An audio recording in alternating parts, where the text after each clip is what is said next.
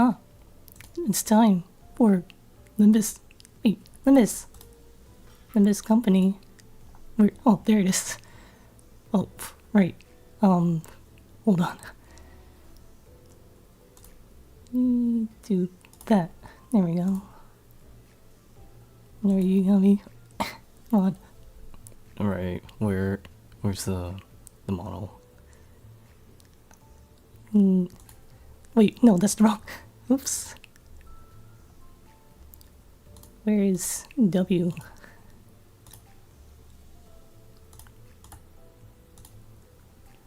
Wow, there's a lot of PNGs. Where could it be? What was it named again? It should be W, right? Okay.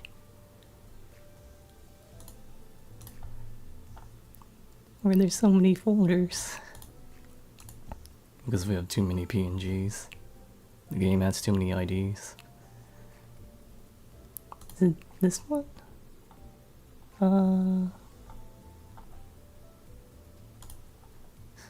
Please stand by.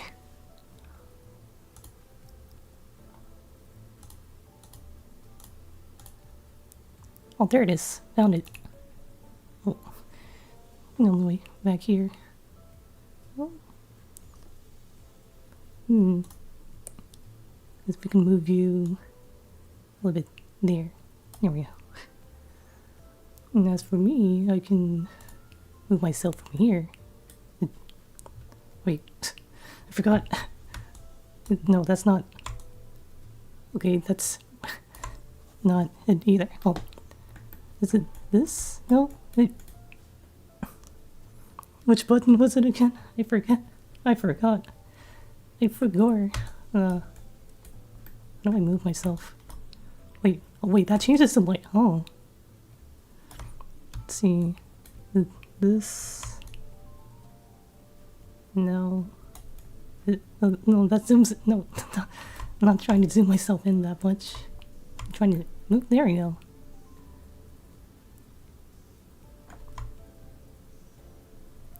Hold on. Just do that. You doing okay over there? Yeah. Right. Guess I can mess with the lighting a bit too.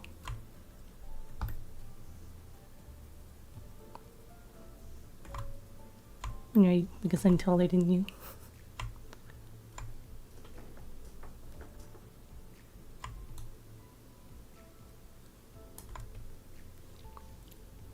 Yeah, there's also hand tracking. Let's test that out. It's been a while. Wait. Oh, there we go. It was split the wrong way. USB ports.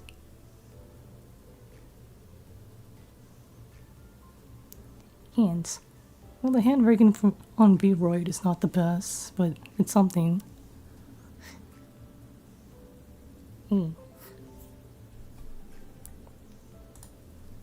But we won't be needing that right now. Yes, Dawn. We'll get to the event soon enough.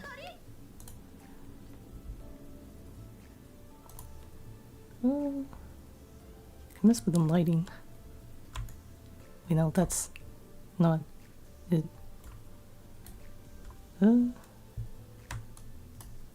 Again, there we go. Oh.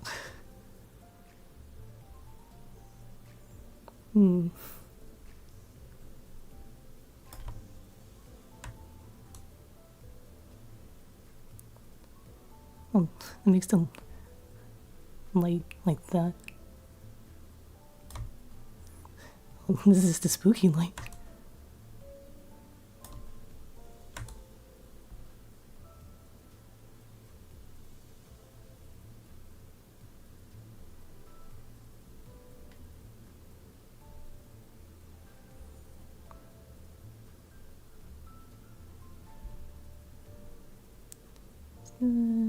Like this.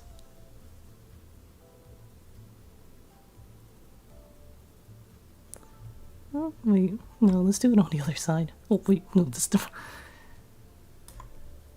Please be patient.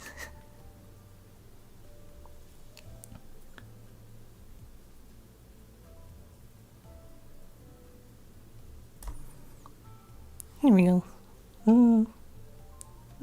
Lighting just a bit more. Perfect. Am I too big? Seems fine to me. Right. We've got a bunch of new IDs and egos that I already uptied. Oh, it's been a while. Been busy. Life and stuff, drawing and stuff. Been drawing a lot of OCs lately. So there's that. Keeping me busy. Been trying to do some stuff on the side that's outside of VTubing, unfortunately. Alright, game. Another game. Just move this window over here. There we go. Oh wait. No, that's What if I just did it like this?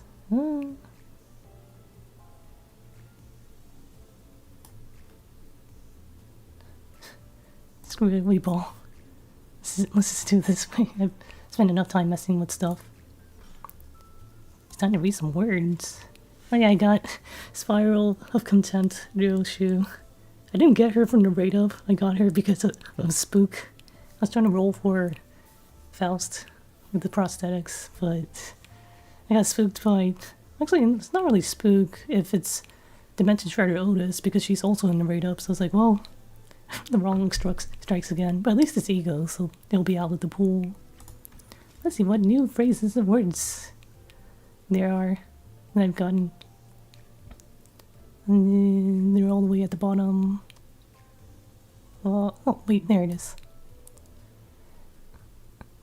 As I have read in my blink. And I am bound to reign alone atop this solitary something. but of course, I am a competent something. Scarred blink isn't tasty.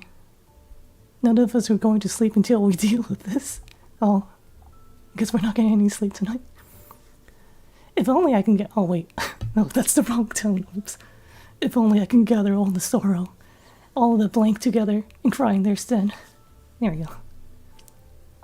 Looks like you got a blink loose yourself. Haha, haha. Thus, you blink to move, trapped in the stop time for eternity. T-Corp employment means that thou shalt be bestowed with this blink. I wish I'd never seen blank growing up. Scatter. Every gaze shall be drawn to this blank. Blankety. Blankety. Oh, this is, I know which one this one is. It's, it's Phil Heathcliff. There we go. I remembered. I was very close to saying, like, Heathcliff with the gun, shooting Heathcliff. I was like, wait, I remember this time. Phil Heathcliff. Until echoes of gunshots and plumes of smoke bury my every blink. Do not avert your eyes, lest you be ensnared in an internal Blink.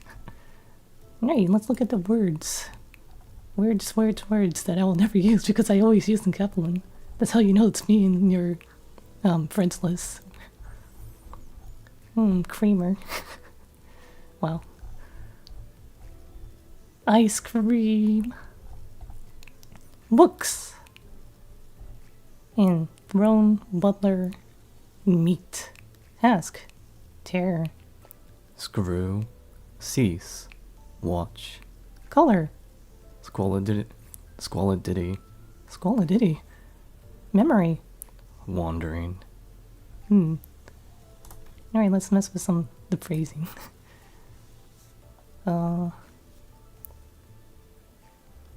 Scatter every gaze shall be drawn to this enkephalon. T-Corp employment means thou shalt be bestowed with this enkephalon. Thus you enkephalon to move. Wait, that doesn't make any sense.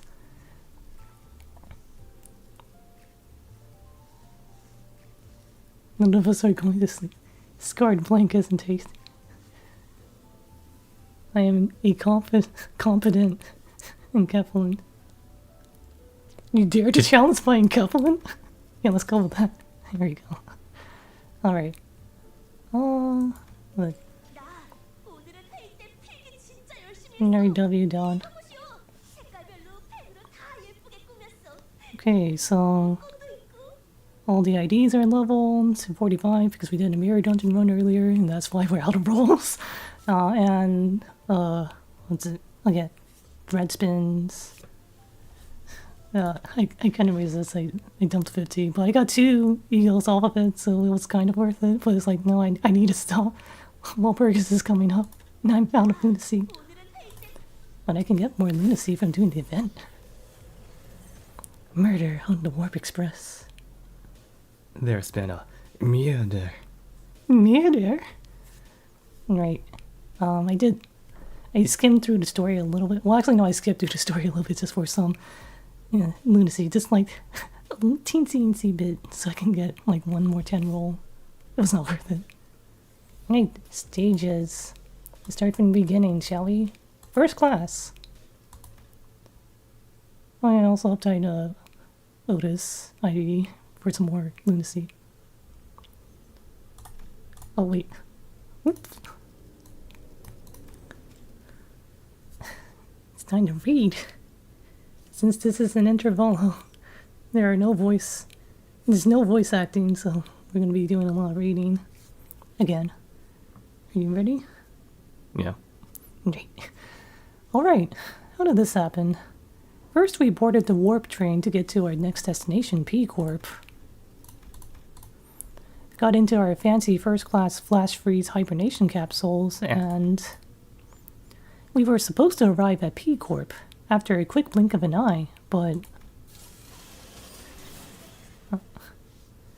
Dante, please respond. There's...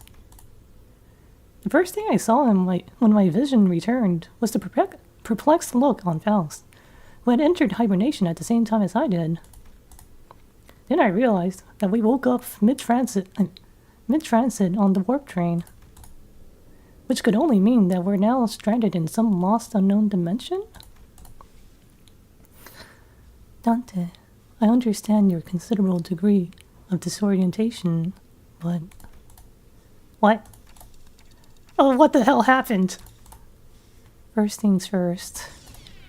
Let's rewind and return to the very start of this highly unfavorable situation we find ourselves in. A few days ago...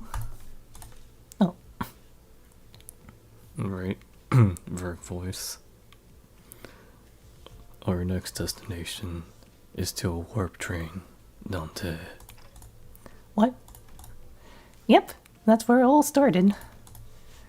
There I was, still perplexed by the incidents at T-Corp, with my awful idea of clearing the air by asking Virgilus for our next destination, not knowing the storm that my innocent question would bring. Oh, that kind of storm. I see, I understand. Naruhodo. Oh god, the Dawn voice. Oh. I don't know if I can do it justice. Here we go. Verily, I must have misheard thee. I am certain you heard me right. Wait. I am certain you heard me right. Don't kill T. We are now en route to T-Corp Warp train station. The warp train station must have some conundrum that must be resolved there, indeed. A quest that must be swiftly addressed at the station, yes? Did a distortion pop up? Wait, oh, I guess we're giving Gregor the most critical voice. Yeah, let's roll with it. Did a distortion pop up at one of the warp platforms or something? I see that you are now significant. Wait, wait, that was the actual correct voice that I did before. Alright, let's... I see that you are now significantly less disinclined to take on the side jobs. But no. We are boarding the warp train to get to P-Corp. End of story. There's nothing between the lines, so don't try reading into it. Oh? It was only natural that the sinners immediately fell into a state of collective dumbfounded shock. None of the sinners had any history of working at W Corp, but we're actually taking that train? Through what vague information we could gather from the identities, we all had some fragmentary knowledge about the terrible secrets of the warp train's operations. I initially considered hiding this information from the rest of the sinners, but since sharing things with everyone and letting them go there and get their 2 cents ended up being pretty helpful more often than not. I've been sharing more of these as of late. Though I have a very dim, if present at all, recollections from the time during which I wear the identities. It cannot be determined. Wait. Maybe I should give Mersal the always critical voice instead. It can be determined. It can be determined from the. It can be determined from the conversational records between the manager and the identities that the mechanisms behind Warp Trains' operations can be deemed as somewhat bizarre and inefficient. Oh, wait. Oh, yeah. That's the 10-second trip that usually takes a long time, right? And when a train reaches the destination, they just wipe the passengers' memories? I also heard that the passengers get so tired and weary that they start literally ripping and tearing into one another. Oh. Sounds like I might finally have a chance to see a masterpiece with my own eyes.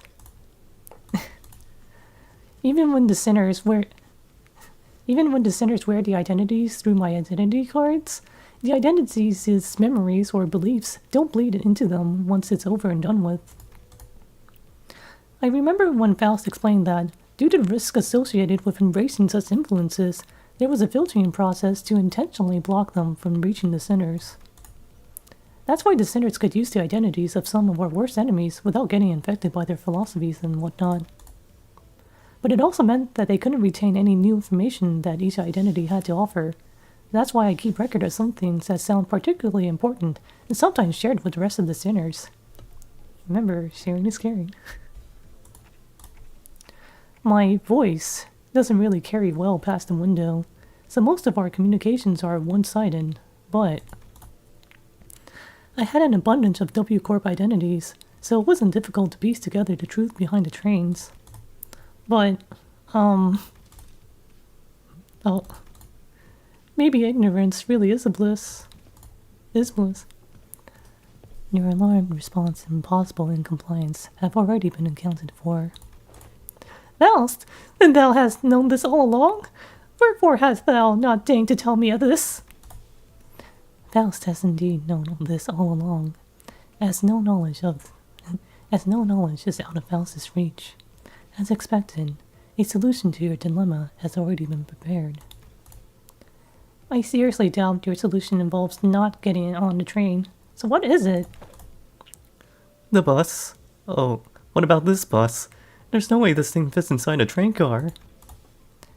Got on Vito's too. Wait.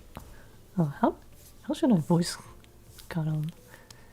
I need to make it more cutesy. Hold on. Got on Vito's too. No one to feed Neffy when Connell's gone. Miss Faust. The rearmost tail cars of warp trains are all freight cars. That is where Mephistopheles will be safely fastened and transported. And the LCB will have the benefit of boarding as first-class passengers. The bus begins to swell with noise again, though in significantly different error to the alarmed response from earlier. Oh, it's time for your British accent. Blimey. First-class passengers? What, the seats for those pompous toffs?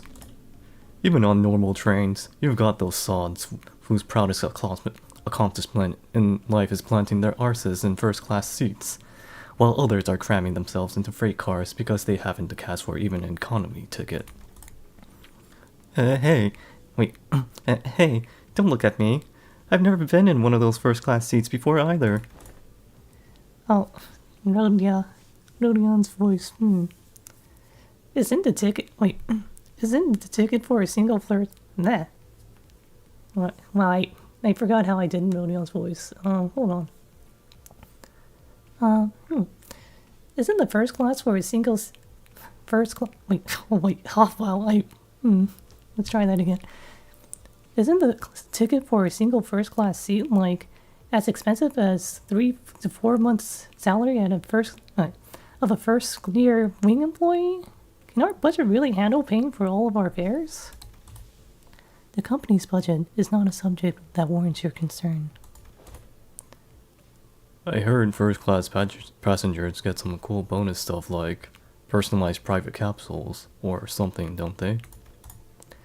That is the promotional language, yes. They are flash-freeze hibernation capsules, to be precise. They have been designed to easily withstand the true amount of time it takes for the warp train to travel from point A to point B. The trip will be over in a blink of an eye for the passengers. The company's regard for our well-being is unfamiliar, yet welcome. To be provided such extravagance merely for our comfort, such occurrence is quite seldom. Right. I honestly thought they were going to slip just the guide and Carolyn into the first class seats and ship the rest of us in the economy cars. This seems like unnecessary luxury. They should have saved their budget and given only the executive manager and their loyal advisor access to those seats. Wow, let's not get too ahead of ourselves. We're talking about the warp train to get to our next mission, all right? And we're taking the train to get to our next mission, all right? We have to think about the unique nature of warp trains and prepare ourselves accordingly. Right. I know it's first class and all, but warp trains are just plain creepy. I knew you'd also be worried about. For example, economy passengers are going to have a hard time getting into the first class car, if they can even attempt to open it, I mean. I'm pretty sure the door separating the cars is ironclad. Ishmael, who had been holding the first class promotional pamphlet in her hands for a while, was chattering on with fire in her eyes. Oh, the Ish face. We won't even have to lift a finger. We just have to board the train, get in our capsules, shut our eyes, and snooze through the entire ride until all that messes in the other cars flows over. I heard they used to give out commemorative merch back when their finances weren't in the gutter, and... Oh. A true adventure is not without its hardships. Yet, even the most exalted of heroes cannot venture without respite. And, in very rare occasions, the hero may even deign to select a first-class seat to rest in place of a quaint inn. Indeed. Seems like everyone was at least somewhat interested in the fabled first-class seats of warp trains. I could sense that there was a growing consensus among the sinners that even a warp train trip might be acceptable, even if it meant that they could ride in first-class seats. I will board the train if I must. Is first class seat mandatory? I prefer the scenic route. Don't want to miss out on all the fun. Regulus pretended not to hear Ryoshu's question. Well, Merg's voice. Very well. Very well. Then I assume that we are all in agreement. Let's go. I have a matter of great import to discuss with thee. What is it? Out with it, lass. Beating around the bush ain't like you. Don Quixote carefully began, almost whispering in a low voice. That is, in the first-class seats. I have heard tell that we must board with our feet freed from our boots. Doth that claim hold water? Oh, come on now. What kind of nonsense gossip is this coming from this time? 'Tis no gossip, forsooth. I've overheard aught from those who have walked past ere today, and when one of them inquired, you know what you gotta do? You know that you gotta go barefoot in first class, right? The other responded with, of course, man. What am I, stupid? Doth traveler speak true, Ishmael? Don't ask me. Wait.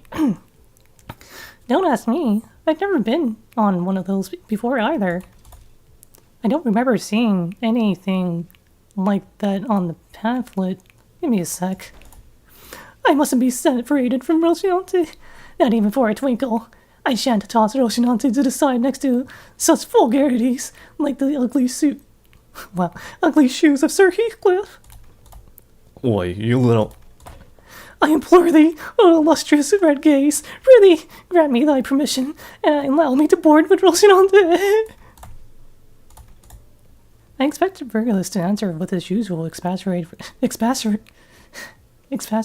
rebuff, but this time he responded in somewhat serious, if tainted by that familiar annoyance tone. Fine. Oh, fine. Well, that came off a little bit too aggressive. Fine. Keep your shoes on.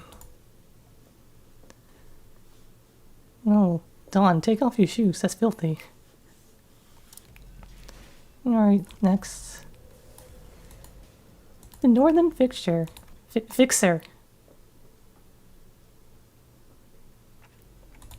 place is huge. That was my first impression of the warp train station. Oh, so this is... Don Quixote shouted vibrantly, immediately recovered from her previous apprehension of the sheer possibility that she might be separated from Rocinante. So each nest has one of these massive structures in them? I've got nothing. Oi, know anything about what they're asking? Heathcliff asked, gesturing toward Marisol with his chin. Wait, Marisol? Yeah, Marisol.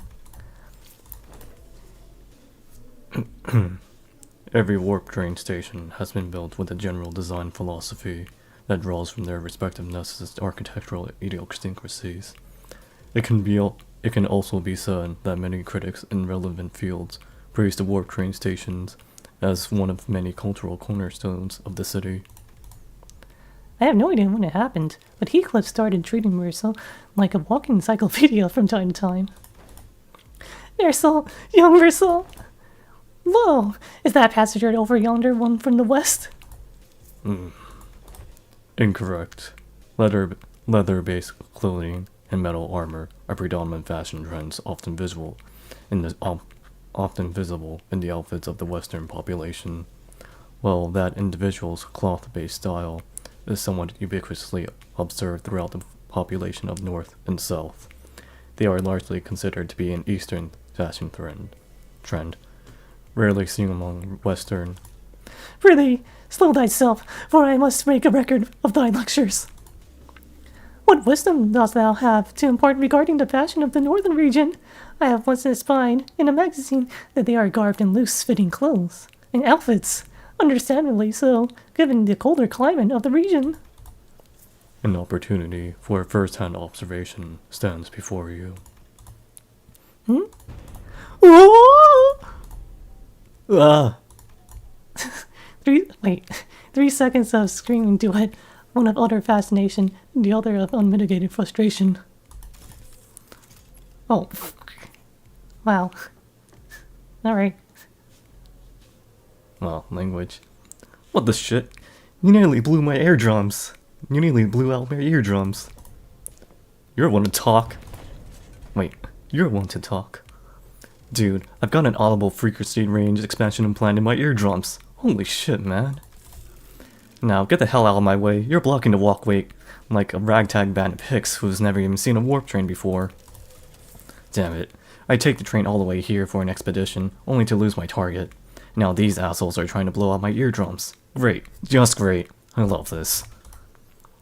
Guys, is it that obvious that we've never been on a warp train before? And the ticket fee came straight out of my damn pocket. Whoa, watch out, big fella. Something Someone might get seriously hurt if you keep swinging those 4 arms around, each holding a weapon to boot. Prithee, wilt thou stand still for but a moment to satisfy a few inquiries of mine regarding thy outfit? Oh, yes, yes. Stand in absolute stillness for 5 minutes tonight. Oh. Mods. Where's the ban button?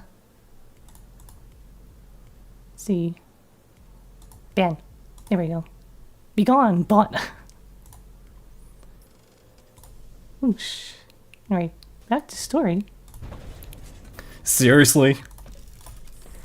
The fixer, with a particularly impressive set of prosthetic arms, spent a few minutes venting several of his numerous grievances at us before storming off to a different platform.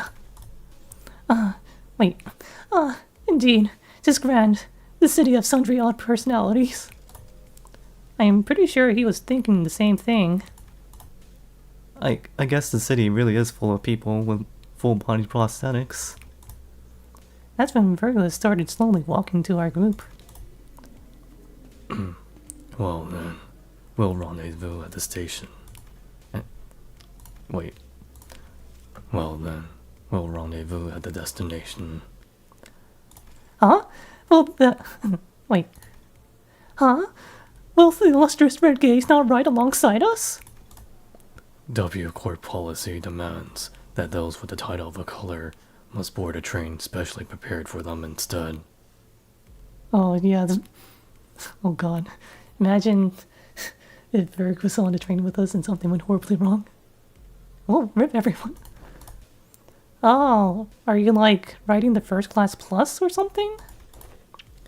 That's the color for you, I guess. Special treatment from the wings no matter he goes. Wait, what? Special treatment from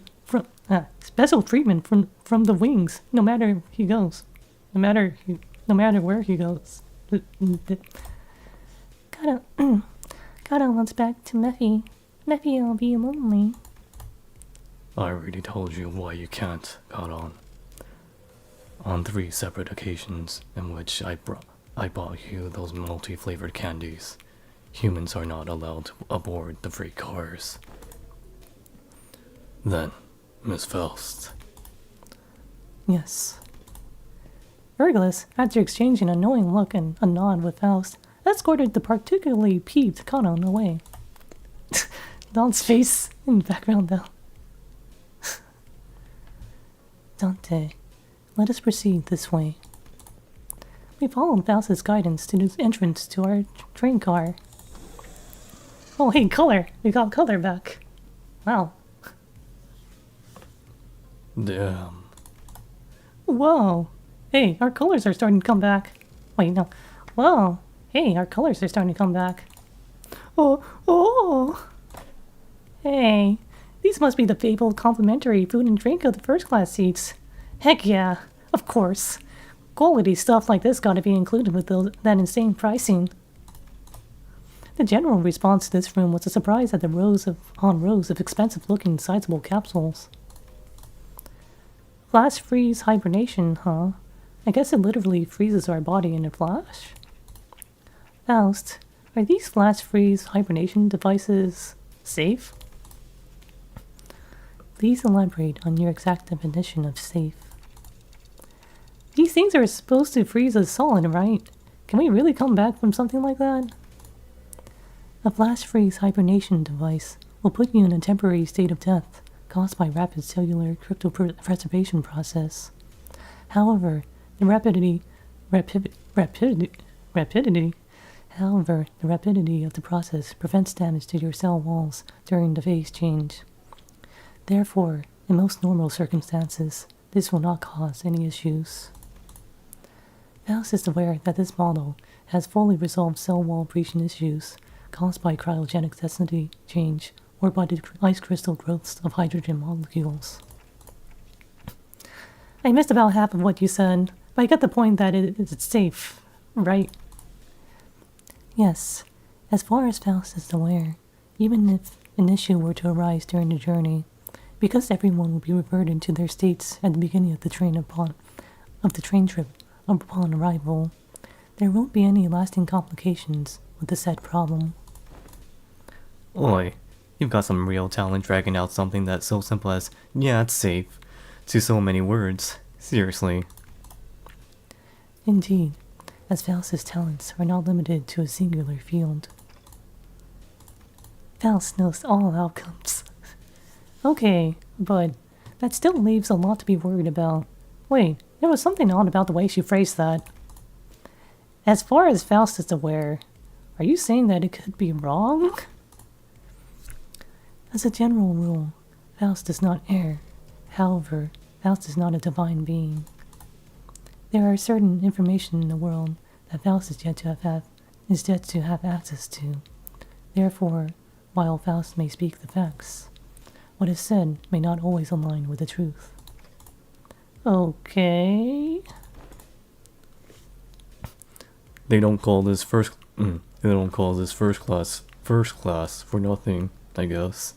P Corp's way up there in the northernmost corner of the city.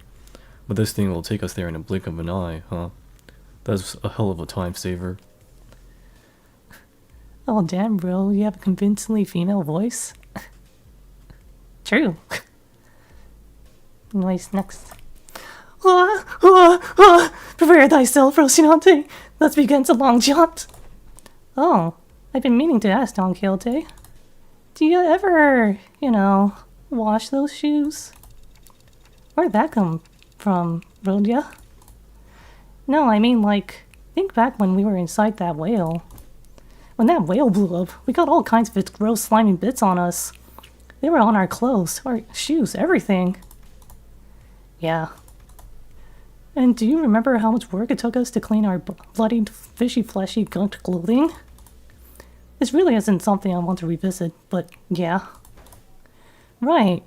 And do you also remember how Don Quixote never took off her shoes once during that whole ordeal? Okay, I guess they do look a bit filthy. I ask thee, dear compatriots, hast thou ever witnessed an errant knight who leaves the side of their beloved steed? Stinky la creatura. True.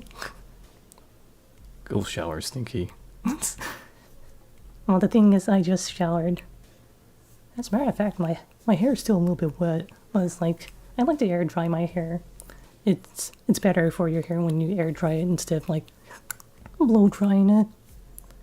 Because then it dries out naturally and doesn't get dehydrated too quickly, too badly. No, but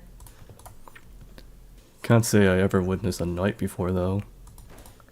then thou shalt know, starting now. Behold it, hearken to it, and remember it well. They never quiet down, do they? Well, have you been on one of these, Otis? Knights in my city? Maybe. Actually, there are.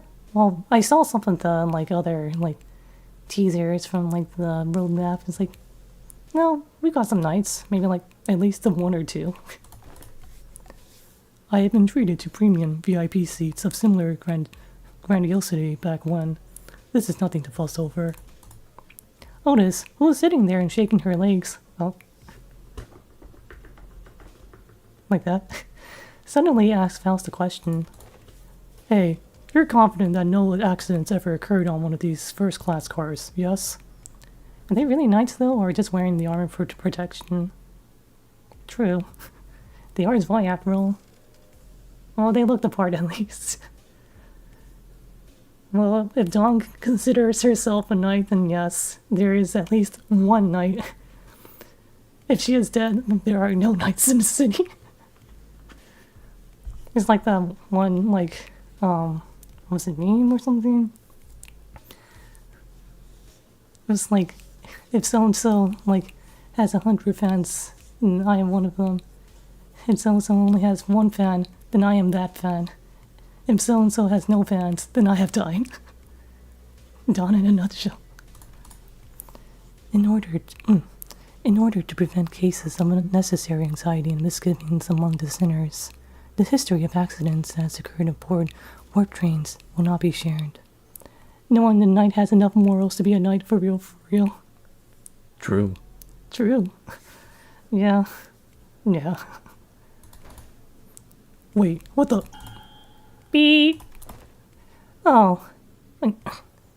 Oh, I think we're leaving soon. Oh, train announcer. It's time for my customer service voice. This is for Warp Train PW612, bound for P Corp. Boarding period is ending soon. The sinners, who were either leisurely enjoying their complimentary snacks or taking a look around the first-class car, suddenly became a lot busier. Then, let us hurry and enter our capsules before it is too late. Oh no. Why isn't this... The other sinners made it to their capsules, no problem, but I felt like I was the only one who's fumbling. Is it anxiety, Dante? I think so. Initiating warp in 10 minutes. Allow me to assist you. Stand as though you are leaning back and... Dawn? Oh well, Dawn is doing that pose. You know, everyone's just like in a neutral position. Faust expertly guided me into a capsule as though she'd done something like this before, then pressed the button inside the capsule that closed the hatch. Do not worry too much. We will meet again in but a moment, Dante. I thought I heard a brief sigh, but the hatch shut tightly before I could ask her anything. Initiating warp. Please confirm that your seatbelts are firmly fastened. The last thing I saw before my capsule began to fill with gas was Faust climbing into her own capsule, opposite of mine. I had no idea then what she really meant by "we will meet again in but a moment." Oh? Dante, must wake up. Dante. But one thing I knew for sure was... Yeah, sure is inconceivable. An inconceivable situation has occurred. That something had seriously gone wrong. Well, let's see what happened on the warp train. Oh, encounter. Good thing I summoned Keflin. Alright, we have the backup system now. Ding. Ron, Mariachi, Greg, and Faust. Dante, wake up. Dante, the Discord server is gone. Dante. Oh, wait, no, wait. Backup order's wrong. There we go. This. That. Yeah, there. Wait, no, I forgot about Mariachi. Whoops. Sorry, Mariachi. There we go. So many W Corp identities. What do you mean you can't? I mean it in the most literal sense. My access to Faust's input and information, which has always been readily available, is completely severed. Get a support Oh wait, I forgot! True. Wait, no, how do I exit? Abort! I forgot about the support. Too late. No, I can cancel. It's too late. You've already started to run. No. Give up. It's just one hole in Keflin. It's fine. That's like 5 minutes of time. Alright. Alright, support. I need support. Heath. Support. Let's go with you. Oh yeah. Okay. Yeah. Maximum event bonus. Too bad I don't have W Otis, but I do have Dimension Shredder Otis. I also don't have the W Song either, which sucks, but oh well. I have all but one of the egos, and I'm missing 3 W Corp identities. Otherwise I would be using them all. No well. Alright, let's start from the top again. What do you mean you can't? I I mean it in the most literal sense. My access to Faust's input and information, which has always been readily available, is completely severed. Oh, what if everything about the situation is something that you don't have access to yet, like you said last time? One cannot completely dismiss that possibility, but even that is uncertain. I had 3 W Corp IDs too, and 2 MCO IDs. Oh. I mean, I could have gotten Heath's ID, but I wanted to try my luck at the Faust ID. I was not able to get her. And that's why I'm using the Vroid model today instead of the PNGs. And it's also, like, not too hot today. It's not 100 degrees anymore, so I can survive the heat for once. Every answer Faust has given me was always full of confidence and methodical expertise. I don't think she's ever said a sentence that was this full of speculation and doubt. Then, Faust, you are... Yes, at this moment, I am limited to operating only with my knowledge. Huh. Well, I don't have Otis, Ryoshu, and Dawn, who are very good. I actually have Ryoshu and Dawn, and they've been pretty good. Too bad I don't have Otis, but I can live without her. Right. Faust, she has to think like a normal person for once. But damn, MCO Faust is really fun, big Oonga Boonga. Yeah, I've heard. No, I really want her. It's like, oh, I actually really like it. And she's also really overpowered. Sam. But that is not to be this event. It's like how I didn't get W Corp. Wait, no, not W Corp. Neural Divi, Honolulu for the last event, but, well, we'll see at the end of the season if I have to craft them or not. Because that's a rule, I don't craft IDs or egos until the end of season. Just to be sure, then, like, I really need them or not. Or, it's mainly because I want to avoid dupes. It's like, oh, what if I do roll into them before the season ends? It's like, great, now a dupe. I have a dupe. I cannot discern the cause of this disconnection. Wondered enough precautions have likely been taken in case of interdimensional travel. Or perhaps Faust did not take into account an occasion in which we may have to access an unidentified dimension such as this. Or, even if it was taken into account, this particular dimension may not yet have been subject to cross-observation. If that is not the case, then no, never mind. There was nothing that suggested that my connection to Faust would be lost, not even as we boarded the train.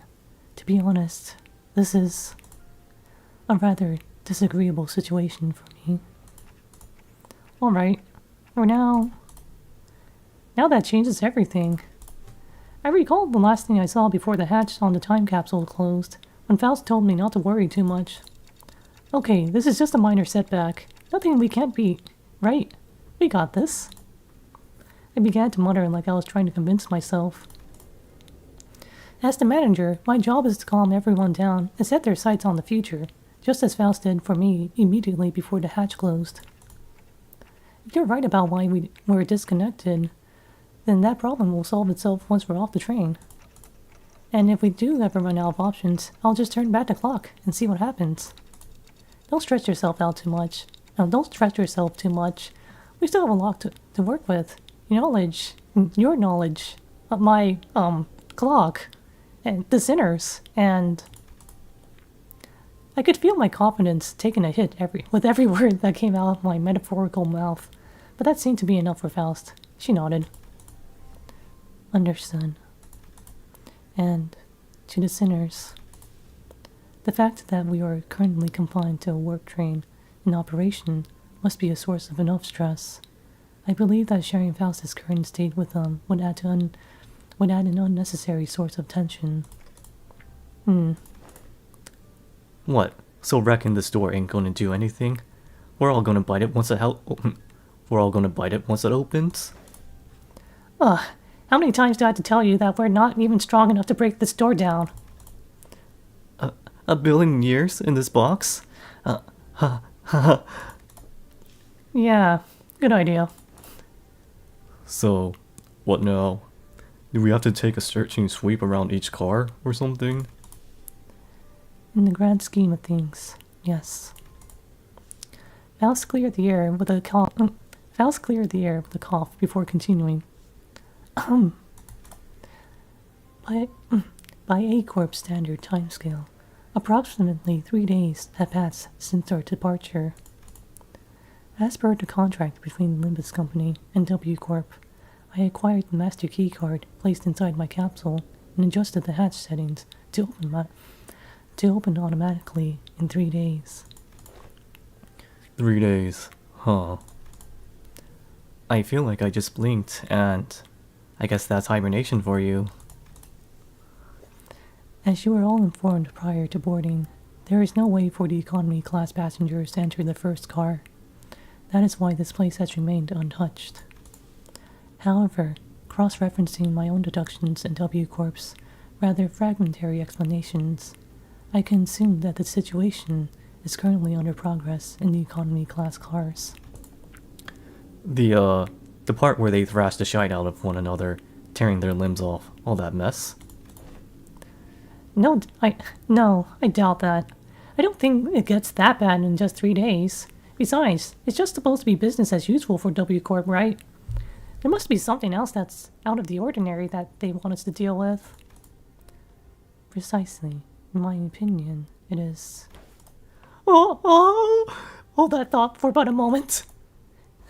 Just as Faust was about to continue, Don Quixote raised her index finger to her lips and signaled her to be quiet. Don Quixote said in a calm voice, Dost thou hear aught as I do? Scratching, nay, rapping. Forsooth, past its gate must be. As Don Quixote kept listening with her ear to the door, an odd expression of half curiosity and half horror appeared on her face. It is possible that there must be. Lady Faust? After that very distressful noise, everyone simultaneously turned their heads to look at Faust, who closed her eyes briefly in thought. Please step aside for a moment, Don Quixote. It would be best if I observed it with my own eyes. With that, she produced the master key card from her pocket and approached the panel installed next to the door. Well, hang on a minute. You're going to open the door? I intend to follow your usual flavor of suggestion, Heathcliff. And there are times in which a physical altercation is preferable to detached ruminations. Huh? My suggestion? Well, I ain't going to disagree with you there, but what's got into you, lass? After all, how could I deduce anything without seeing it myself? Bleep. After a brief mechanical beep. Hideous creatures suddenly crashed through the open door and charged wildly in our direction. Oh boy, time to fight some zombie-like people. I mean, I can just auto this. This is the first encounter.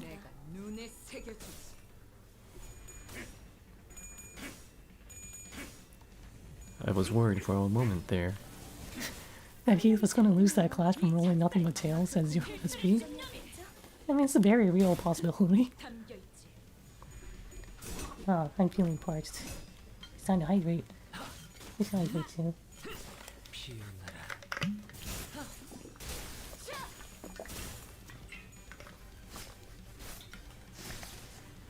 And take a sip out of your trusty Vault 13. Oh, canteen. Oh, tracking. Well. Alright, one of them is staggered. Who needs to read when you can just brute force it? Because I did the mirror dungeon, I have some idea as to how this works. I mean, I kind of did it with my eyes closed. It's like, no, I don't want to be spoiled. And that's how it went down.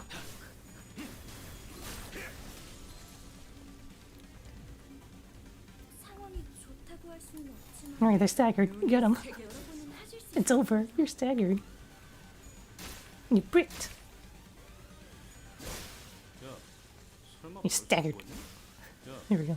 설마 벌써 죽었냐? Red Sun. Oh, Red Sun will prepare to... Oh. Lady Faust. However similar in appearance they may have been to the passengers. Verily, it is as though they were in complete want of sense. Like people palified by the whale. Don Quixote hesitated until the last minute before raising her weapon to fight them. She hangs her head mournfully. Normally, Faust would have told her more information about these monsters before the fight began, and she would not have been burdened by the sheer thought of bringing harm to the innocent. Faust began searching the area, closely observing various bodies and the general area for information. Well, at least she knows, like, that she can't let it bother her too much, that she must do the Faust thing and gather as much information and look smart. Wait. You appear particularly inquisitive today, Miss Faust. Huh? Yeah. Aren't you usually the one who has all the answers while we're racking our brains trying to come up with something? The sinners were starting to feel as though there's something off about Faust's behavior. They might even soon realize that there's something wrong with Faust right now. Don Quixote. They are not dead. Huh? Observe closer. The parts are all tethered to one another by something, are they not? Oh! It appears that the flow of time has ceased in a space. Therefore, it follows that the connections that tether bodies to life and away from death remain intact. To my relief, Faust managed to correctly figure out what's going on like her usual self, even if it took her slightly longer than it usually does. Hey, what'd I say? We got this. Huh? What was that about? Oh, nothing. But I'd forgotten that not all sinners were content with nodding along to whatever information Faust told us. Wait. The flow of time is ceased aboard a warp train. The flow of time is ceased aboard a warp train. Is it? Isong grew pensive, seeing that Faust's lips parted for a moment before closing shut. I was starting to get a good read on her, and it was an unmistakable look of regret, no matter how short-lived. Howbeit, would it not be more accurate to muse that the flow of time has decelerated to the point where, to an extra-dimensional observer, it has slowed to a stop? What is your perspective regarding this suggestion? Yes, that is a most rational suggestion, Isong. Did Miss Faust just get something wrong? Oh, wow. Isong sure is a time expert, right? You can summarize it in easier language now that we're talking about it anyway. Wait, no. Can you summarize it in an easier language now that we're talking about it anyway? Here we go. Gladly, if you would allow me. Nice redirection. Natante. Isong began to elaborate with gentle enthusiasm. Sasuga, Isong. That was close. To speak in brevity, it can be said that death is not an element aboard this train. And? Can you maybe speak in a little less brevity? To elaborate. Verily. This one's heart beats still. Don Quixote lowers her head and listens closely to what appeared to be a dismembered torso, and shouts with relief. Their state is akin to an unassembled jigsaw puzzle, merely immobilized and separated. Though their corpus has been sundered, the concept of death is a state of, for all intents and purposes, eternal delay aboard this train, existence in continuance of moratorium. Forced, they are, to be tethered upon the thinnest yet tenacious thread of life. I ill understand what hath been said here, yet they are not dead all the same. If their severed if their severed parts are all connected, then it can be said that no matter how entangled their bodies become, it is not impossible. It is not impossible to eventually gather their parts together to form a single passenger. Thus, naturally, we can determine how and why the professional W Corp cleanup agent has come to be. I see. Because someone will have to categorize and reconstruct these puzzles once the journey is over. It's really baffling to me that a job like that even exists. Every single week that isn't baffling every sense of that word. Still, I guess that means a lot. Still, I guess that means that as long as the train arrives at the station, they'll all be put back together like nothing happened. From what I learned through the W Corp identities, their main job was to gather chunks of flesh together to bring them back to their original shapes before they boarded the trains. That's a lot more visceral when I have a look at it in person. Ew, that is quite the auspicious news, among ill tidings indeed. It soon clicked to me what Faust was, though with some effort, trying to do as I watched Don Quixote sigh with relief. Maybe Faust was trying to cheer Don Quixote up in her own way. The other Faust would not find it even necessary to do something like that. Dante. Huh? What's up? Well, I kind of like this Faust. I don't want to pet her, give her a head pat. And just, It's time for hand tracking. Alright, hand tracking. Oh, there we go. I can, I'll just pat her shoulder, I guess. Close enough. Alright, no more hand tracking. Alright, you were saying, Faust? Oh, tiny whisper, right? Indeed. Wait, oh, that might be a little bit too soft. Indeed. I intend to collect further intelligence. Well, if there's anything I can tell you. Faust cast a dark gaze Faust cast a dark gaze toward the chunks of flesh. Her gaze remained fixed upon them as she whispered. Are they distortions or abnormalities? Oh, yeah. I actually wanted to ask you about that. They weren't humans, that's for sure. For them, I felt the same sensation I felt from the monsters. Something inexplicable, an unclear sensation or an aura. I felt this somewhere before, I'm sure of it, but I couldn't quite pinpoint the source of this sensation. Wait, where did I get gather from? Oh, whatever.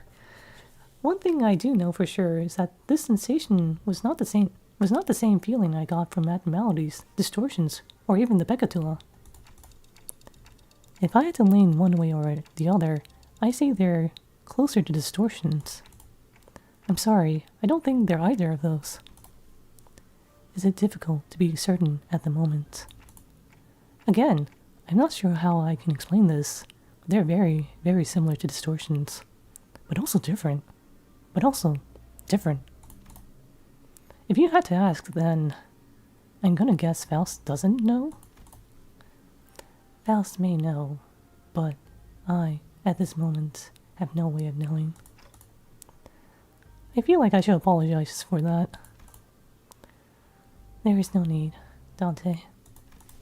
Though, the information you have provided me is rather ambiguous. It has helped me deduce something of worth. And collecting intelligence myself and creating deductions based on sparse information is quite... She paused, holding a bloody, slimy chunk of flesh in her hands. Ew. Did she just smile to herself with the gore in her hands? Oh, wait. Finally, the awakening has begun. Oh, Dios you. Awaken, my Faust. Oh, finally, the awakening has begun. 대충 다 작살낸 모양인데 빨리빨리 돌아가자고. Wow. 이 어, 정도 역시. 좀더 만족하겠지. Stupid sexy sociopath. Stupid sexy Japanese sociopath. There we go. After a round of intelligence gathering from Faust, we opened the door to the next cabin, only to be greeted by a loud commotion. It sounds like there are other survivors. Ah! Passengers in danger! Worry not, for I have arrived too! Wow, don't come any closer. Who the hell are you guys? A four-armed woman suddenly jumped in their path. She appeared without warning. Val stumbled a little, inadvertently slapped by the figure's swinging arms as she pushed us away. Right.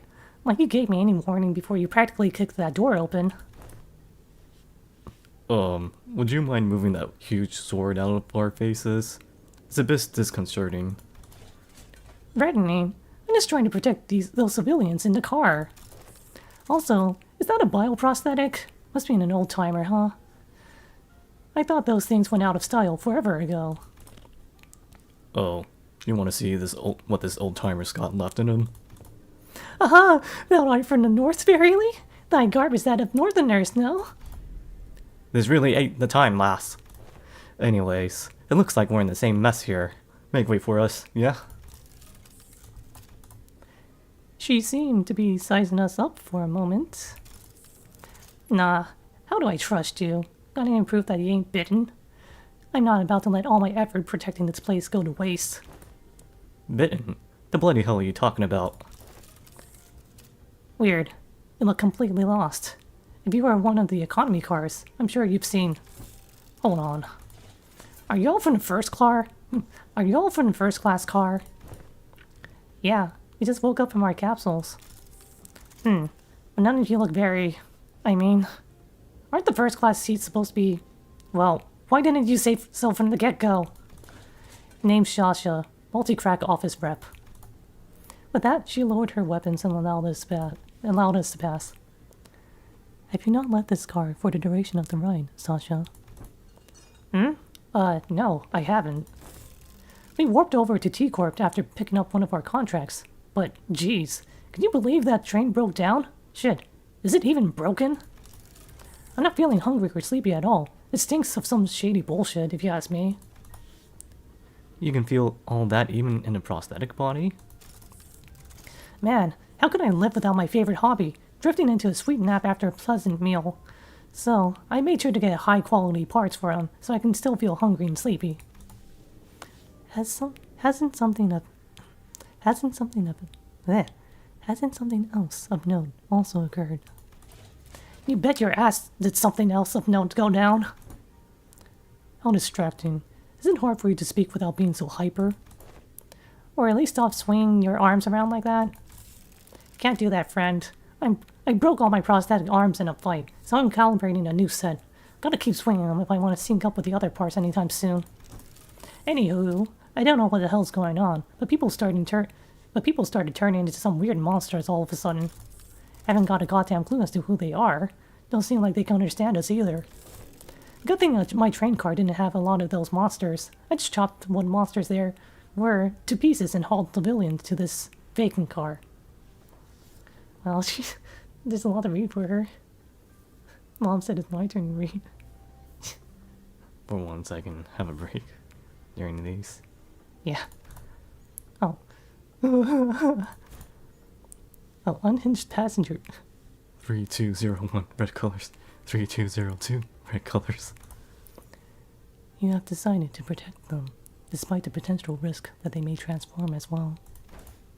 But of course, 'tis expected duty of any valorous fixer to stand guard in the front lines against evil to protect the weak. I've been keeping a close eye on them for the last 3 days, and so far, 0 transformations. Go past this car and you'll see what hell on earth really means. Those monsters are constantly trying to claw their way to the front of the train. So if you ask me, I'd wager that some shit went down there at one of the train cars in the back, and it spread like wildfire until it reached here. I see. And that's all I can tell about. And that's all I can tell you about this situation. So, what's your story? Why'd you rich, first-class folks decide to suddenly grace us peasants with your presence? Nothing that's happening here could have made it to your swanky first-class cars. So what's your business down here? W Corp has hired us to solve this case. We are, fixers! Indeed, fixers. Faust wore a look of reluctant acceptance as he affirmed Don Quixote's declaration. Yes, we're fixers, totally, yeah. Huh. They got every single one of you a first-class ticket? Your office must be rolling in the dough. Wait a goddamn second! So W Corp already knew that this would happen? But, are you really contracted to a wing? Not sure if I trust you. As you must be well aware yourself, contracts and contract fulfillment are of paramount importance for fixers. With that in mind, please recall that W Corp is one of the most secretive wings of the city. Ah, a non-disclosure agreement, huh? Makes sense. I wouldn't want to deal with those Ulfi boys either. Anyways, I'm going to have to ask for proof that you're actually contracted by W Corp. This is the master key card given to us by W Corp. I believe that it can open most doors aboard this train. Faust produced a master key card from her pocket. I guess there isn't any other way for us to prove that we're actually contracted by W Corp. A key card? So you used this to open the path between the first class and the economy class car? Let's see, W Corp logo. Whoa, nice materials. Looks like you're telling the truth. Alright, I won't pry. Not like there's any cash in it for me either. So, I guess you gotta go all the way down there for your job, huh? Yes. The fixer finally got out of our way. Then, with one of her free hands, pointed toward the opposite door. Well, it's your funeral, ladies and gents. Or your victory lap, if you guys are really that good. Lots of luck to y'all. I thank thee for thy words of courage, Fixture Sasha. I shall trust thee with protection of this fortress, for thee protect the instant in my stead. Okay. Oh. Hey.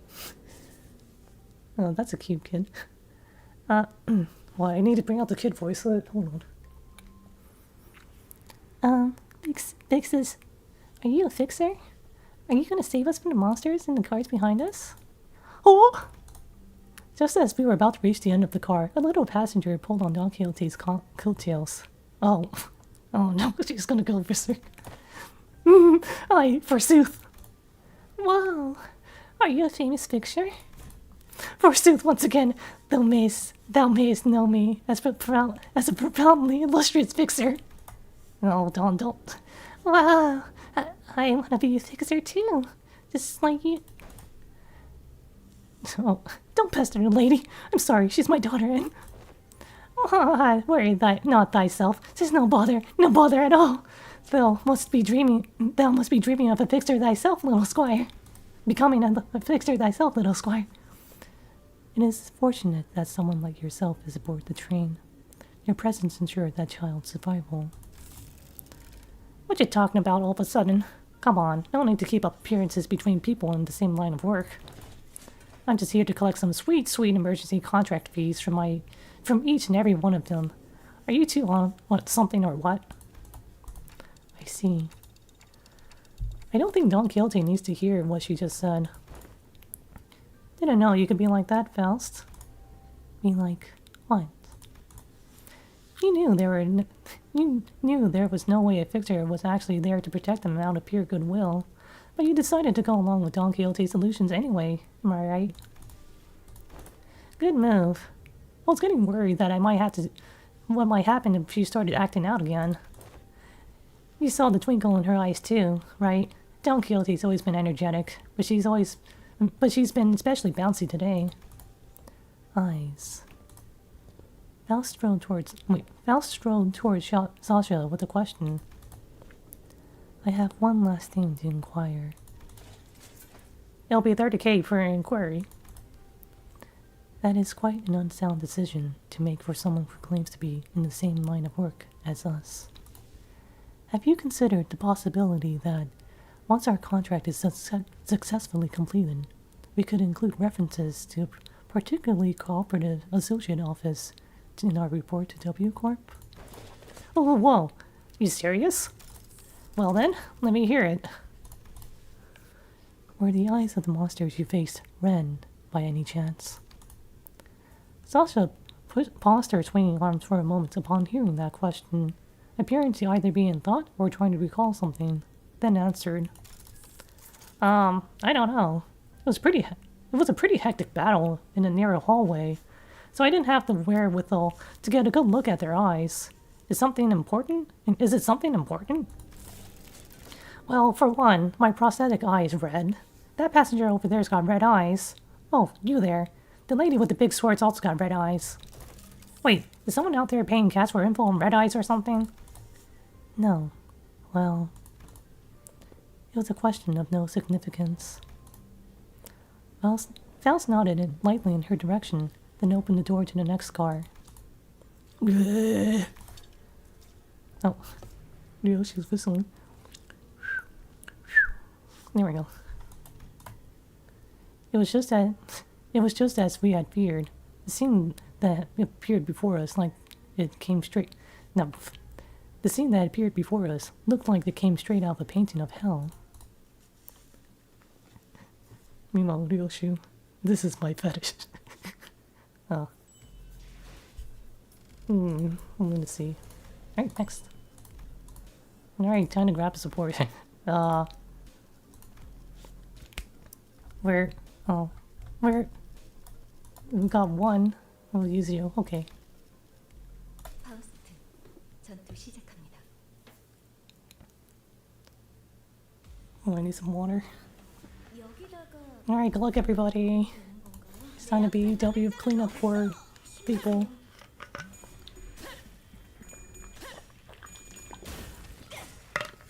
이 작살엔 필살의 집념이 담겨있지.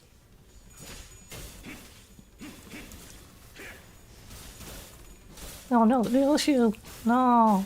Oh, my charge. 도움이 될지 Alright, next. 내가 눈의 세계를 노력해보겠습니다. Also, it's funny how Honglu like has the shield. I mean, I guess he's kind of tanky. And speaking of shields, I think only like half of this team has like evade. Well, speaking of defense, yeah, there we go. 칼날이 잘 Defense, shields, it's the same difference. 점은 어디요? 조금씩 나아가고 있네요. 계속 힘내주세요. Thanks for the emotional support, Yuri. Dude, for Yuri. AoE, AoE, AoE. Well, only one head. Then again, 10 SP, but still. Oh, by the way, if you use the W Corp to rip space or Dimension Shredder ego, it does a red in line. Ah. 상황이 Oh, I got some rip space skills. 여러분은 하실 수 있을 거예요. Alright, time to do it 3 times in a row. There. It's time to rip some space. 적합한 관리법이었어요. 다행이에요. There it is. Beep, beep, beep. 다음은 어디요?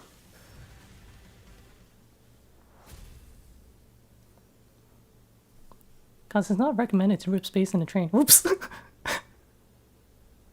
다 작살낸 모양인데 빨리 돌아가자고. Stand back, manager. I'm gonna rip space. Oh, more back. Oh, wait, my Kefalman. No, I'm off by a minute. I can just use one module though. Use box. Yeah. There we go. Painting of Hell, too. We've almost forgot about support. There you are. Oh wow, this guy has all of type 4 egos. 단피가 떨어질 때군요. Time for some myurder. 제가 도움이 될지 Should play that in time sometime. 노력해보겠습니다. Wow, rip space right off the bat. Oh, not yet. I won't auto hit this time. No nitro. Dominating. Wait, he doesn't have any charge to make shield. Well, we don't even need the shields right now, anyways. No, he's a Kifu. 여기다가 말하면 녹음이 되는 건가요? 이상 승객을 정리합니다. Meanwhile, Honglu with his bubble.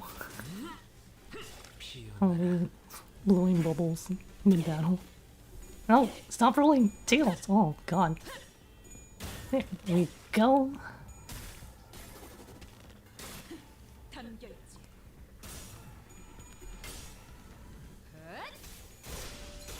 I'm gonna rip space without enough charge. 잘 되네요. It's basically because while a train is in motion in a different dimension, ripping space may make it travel through dimensions with no escape. Ah. Manager Esquire, I've ripped space. Dante panics, starts panicking. You did what, you did what, Don Quixote? Manager, we have arrived in an unfamiliar dimension. Oh no. Manager Esquire, I have been captured. That was real shit though.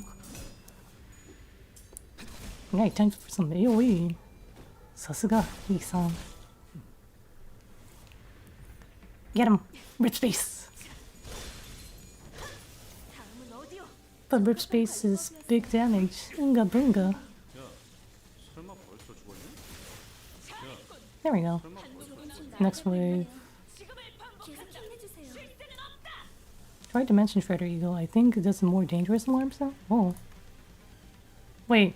Oh, I don't have enough resources to for Dimension Shredder right now. Unless I swap someone out. Oh, wait. No, someone has to die in order to swap them out.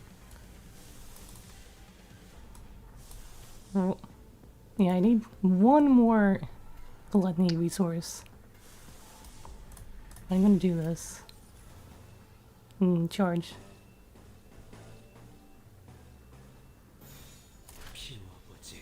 Because you're shredding dimensions, not ripping through them. Oh. Oh, she rolled tails. Oh well. 지켜보고 있었지. Jeez, Ryoshu, how come Mom let you have 3 spider egos? Yeah, it's really weird how she got so many.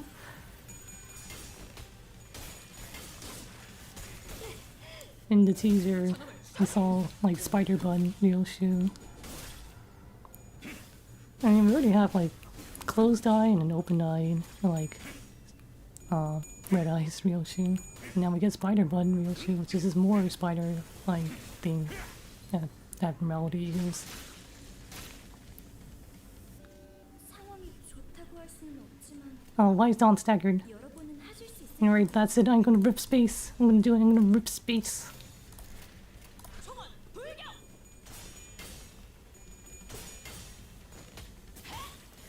Ryoshu has full charge.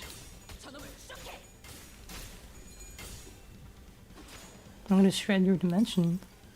다음 세상 To bound over to the next world. Huzzah! Off we go. 여기구나. Teleport's behind you. Nothing person now, kid. 다시 못 살게. And it's basically how the Admiral of the Dimension Shredder Eagle got lost. I think by striding through dimensions, he endlessly wanders to find an exit, but can't, I think. Ah. Yeah, that might explain a lot. Alright, it's over. You're staggered. 자, 이번은 이쪽으로 모으고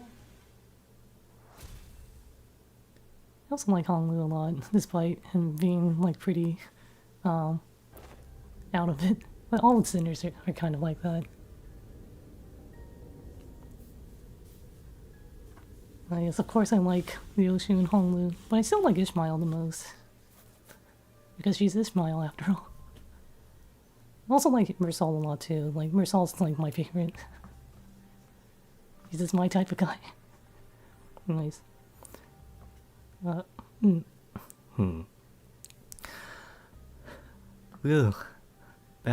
Battling a narrow hallway really takes a lot out of you.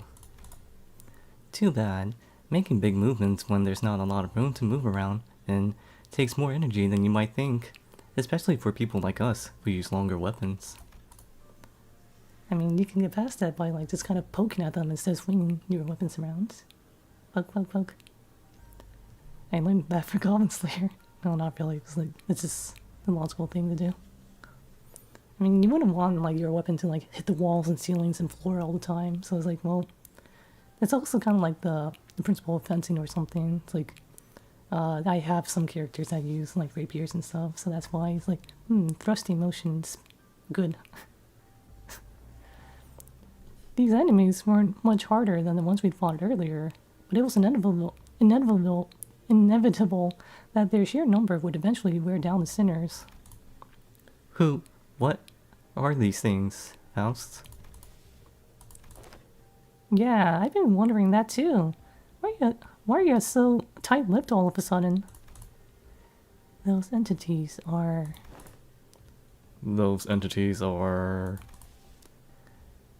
What do you think those entities are? Huh? Wait. Huh? Didn't I just ask you the same question? Oh no, are you giving us a chance to come up with our own answers first?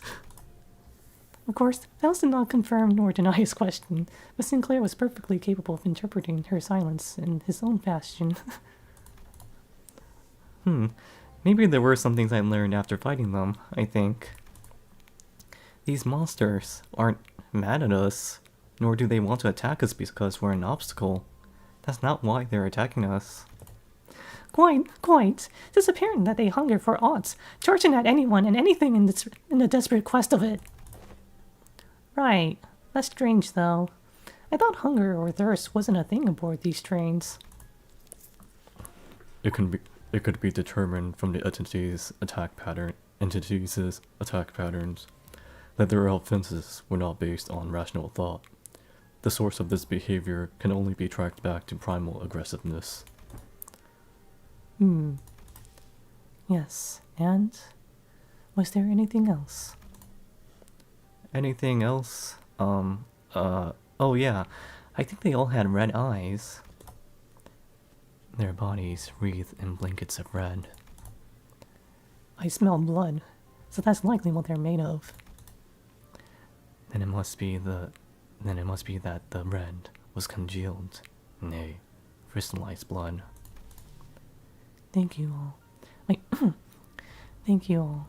Your input has been very helpful. It was my turn to start whispering. What did you learn from that? We are in luck, Dante. I have read upon the subject as a tangent while perusing information regarding our next destination, moments before we boarded the train, and while that will be a useful element in resolving the situation, the sinners have also been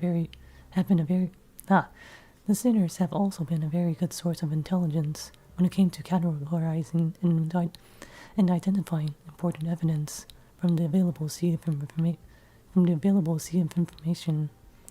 Your advice was correct, Dante. You mean, you know what to do to blow this case wide open?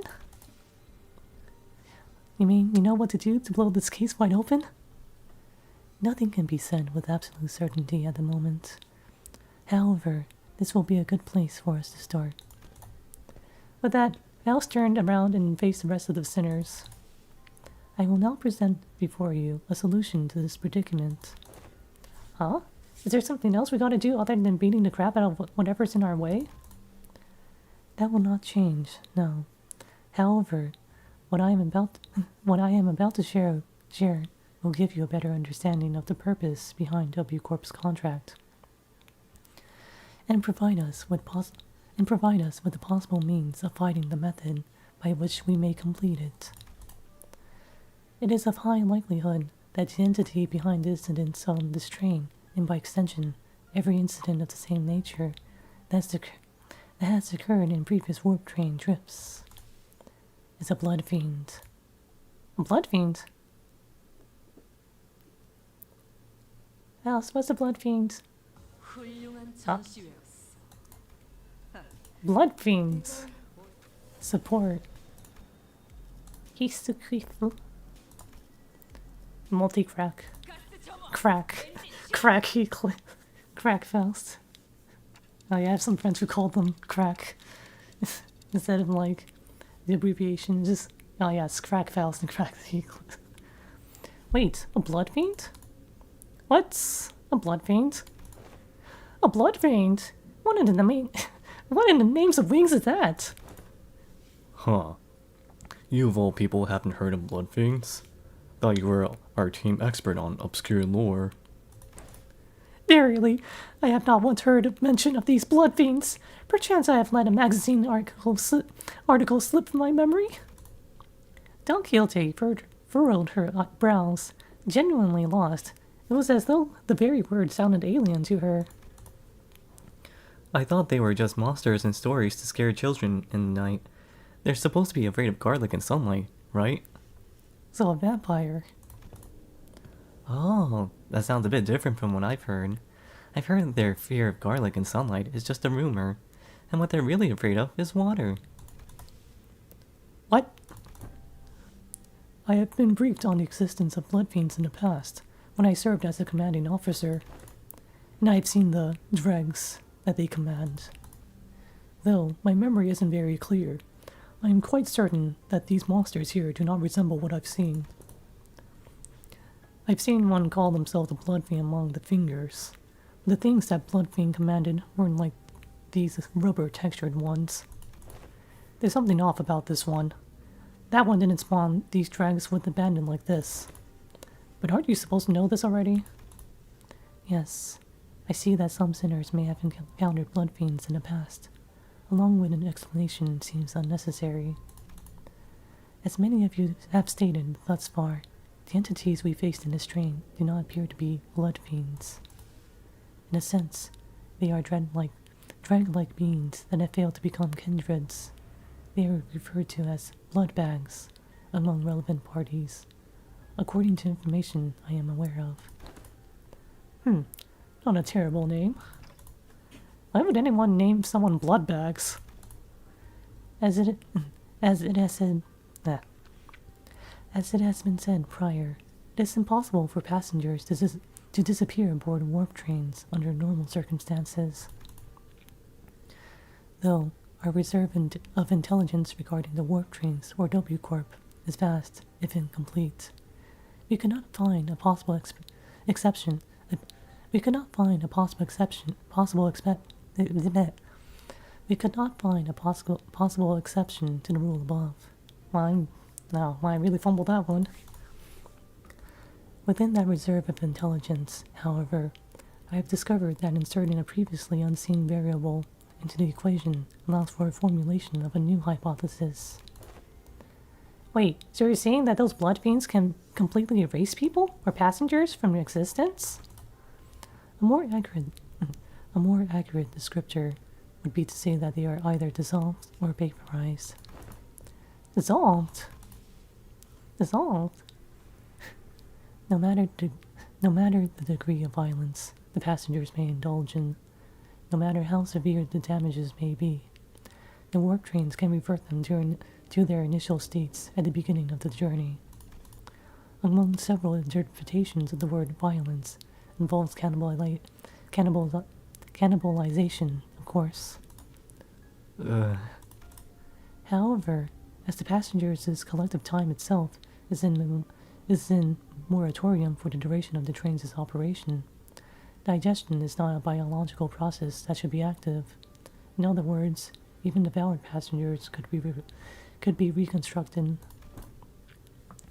If they are merely stuffed into the digestive tract, then I suppose they could gut the passengers to retrieve the chewed up chunks of the other passengers and piece them back together via the vein-like veins connecting each individual.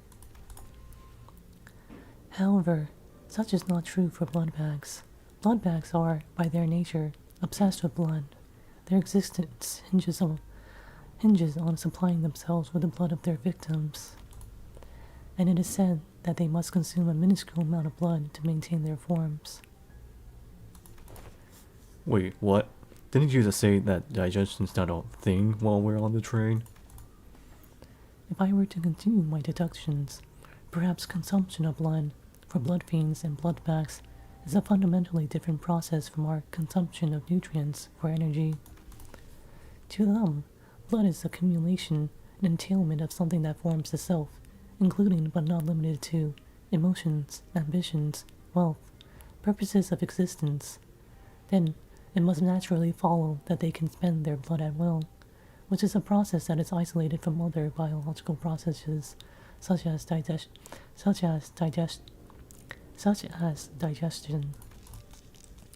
What? I ain't following even half of that.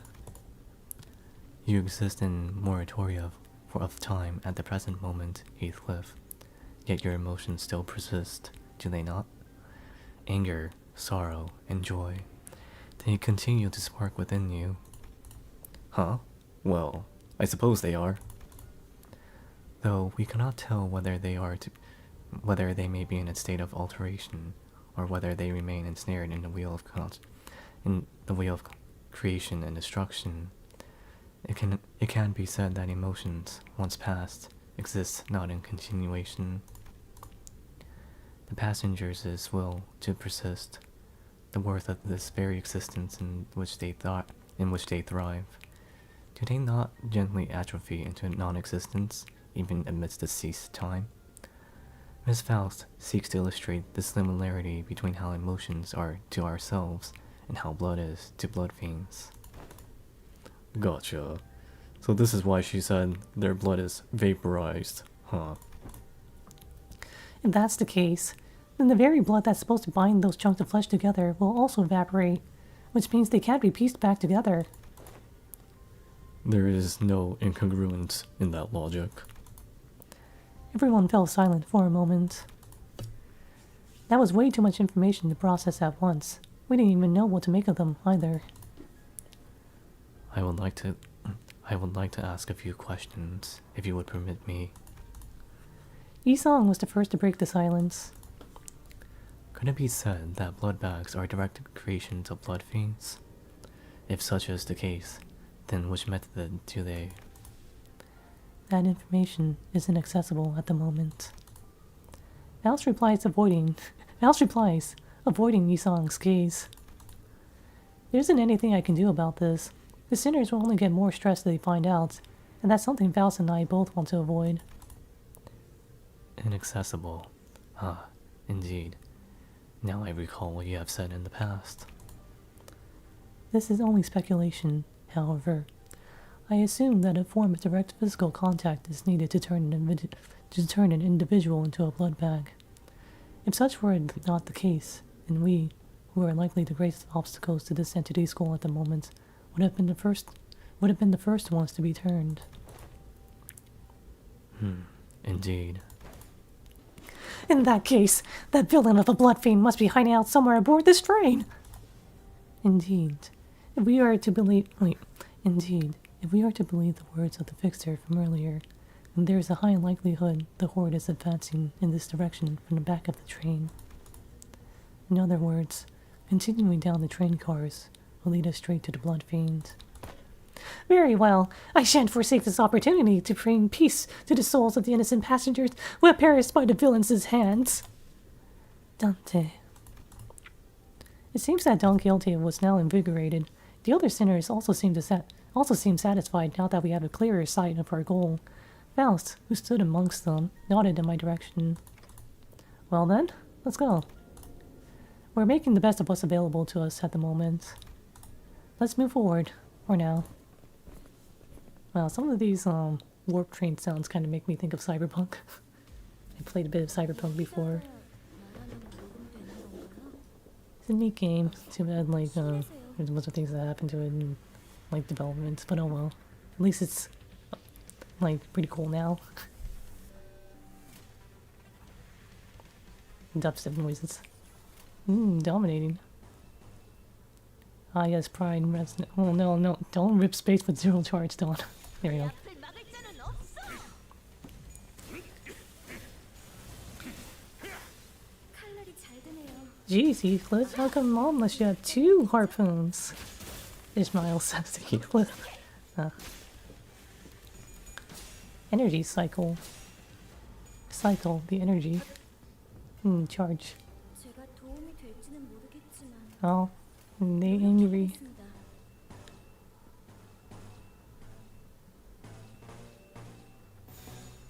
Ryoshu can get away with this, like, ripping space like that.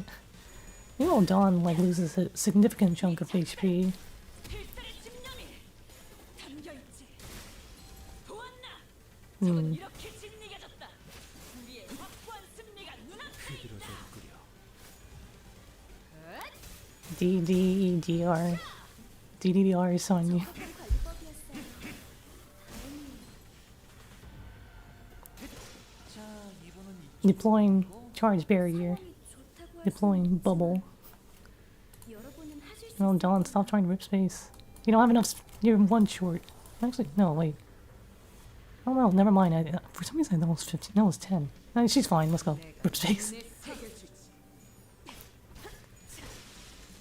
Don't worry, that was only half of rip space. She didn't rip it too bad.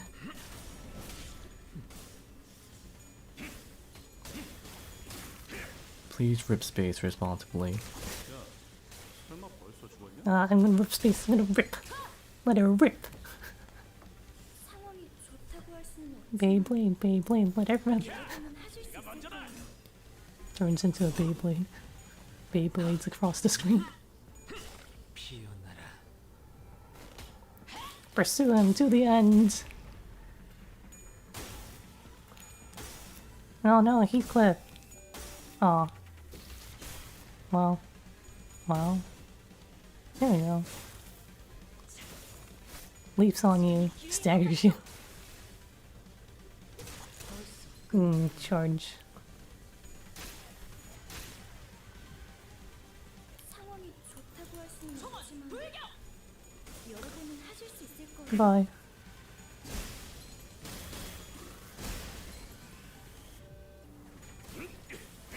Get over here. Yeah, he was like face mask kind of makes me think of Sundowner for some reason. Red sun. Red sun over paradise. Oh. 여러분은 하실 수 있을 거예요. Glorious rays of wait, the rays of the glorious sunshine raining down such a blood red light. And this is a thousand out of mountains looking for the prey. And it is shall only love is with us now. Something warm appear. 다음은 어디요? Oh. Violence breeds within ourselves, no need for a cure. Let's play Revengeance again sometime. It's a fun game. It's time for Jack. Don't let it rip. 대충 다 작살낸 모양인데 빨리 Oh, more battle. And more support for more bonus. Ah, hey, the maxed out guy is back. Thank you, support Heath. 여기다가 말하면 녹음되는 건가요? Yeah, win rate. Yeah, win rate. Autos. No shots, head empty. Please win rate responsibly. Oh yeah, sometimes win rate like can really go horribly wrong. Like win rate can be very dumb at times. Oh. I mean, well, it's not like they have better choices. I mean, I can defend. But where's the fun in that? 내 앞을 막을 자는 없어. There is a chance. No, he can do it. Nice. 칼날이 잘 되는 Alright, now do it again. Oh, 아마 그 공격이 never mind. 지금이 기회인 것 같소. Guards. No, I have my protective bubble. He can't hurt me. 저 개체부터 처리하면 내 앞을 막을 자는 Bubbles.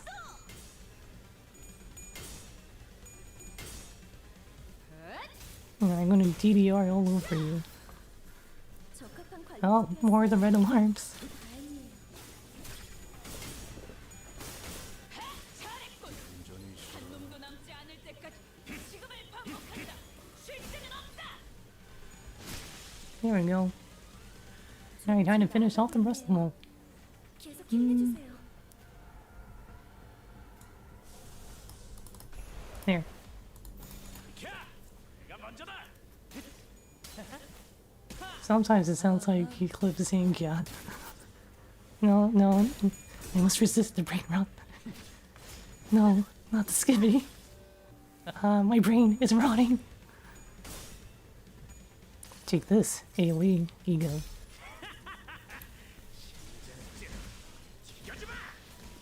Even though it starts off as like a single target, it becomes AoE when you uptie it enough times.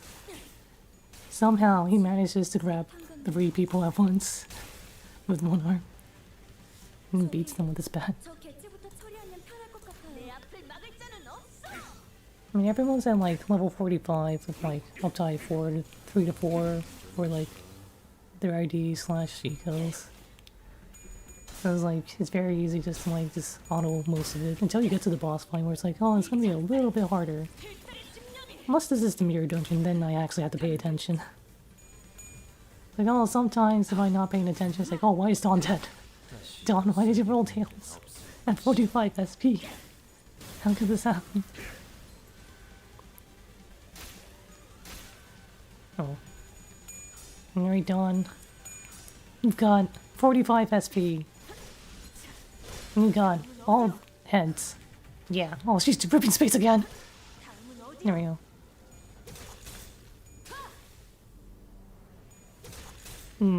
Charge. 상황이 좋다고 할 수는 없지만 내 앞을 막을 자는 없어. Unga bunga, big damage.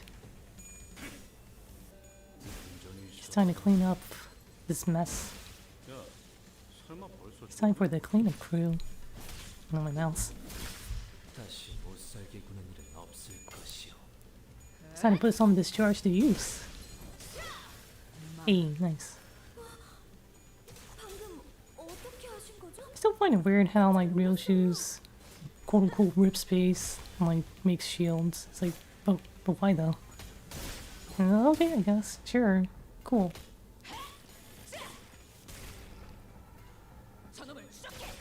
Free extra skill 1. 이번은 이쪽으로 모으고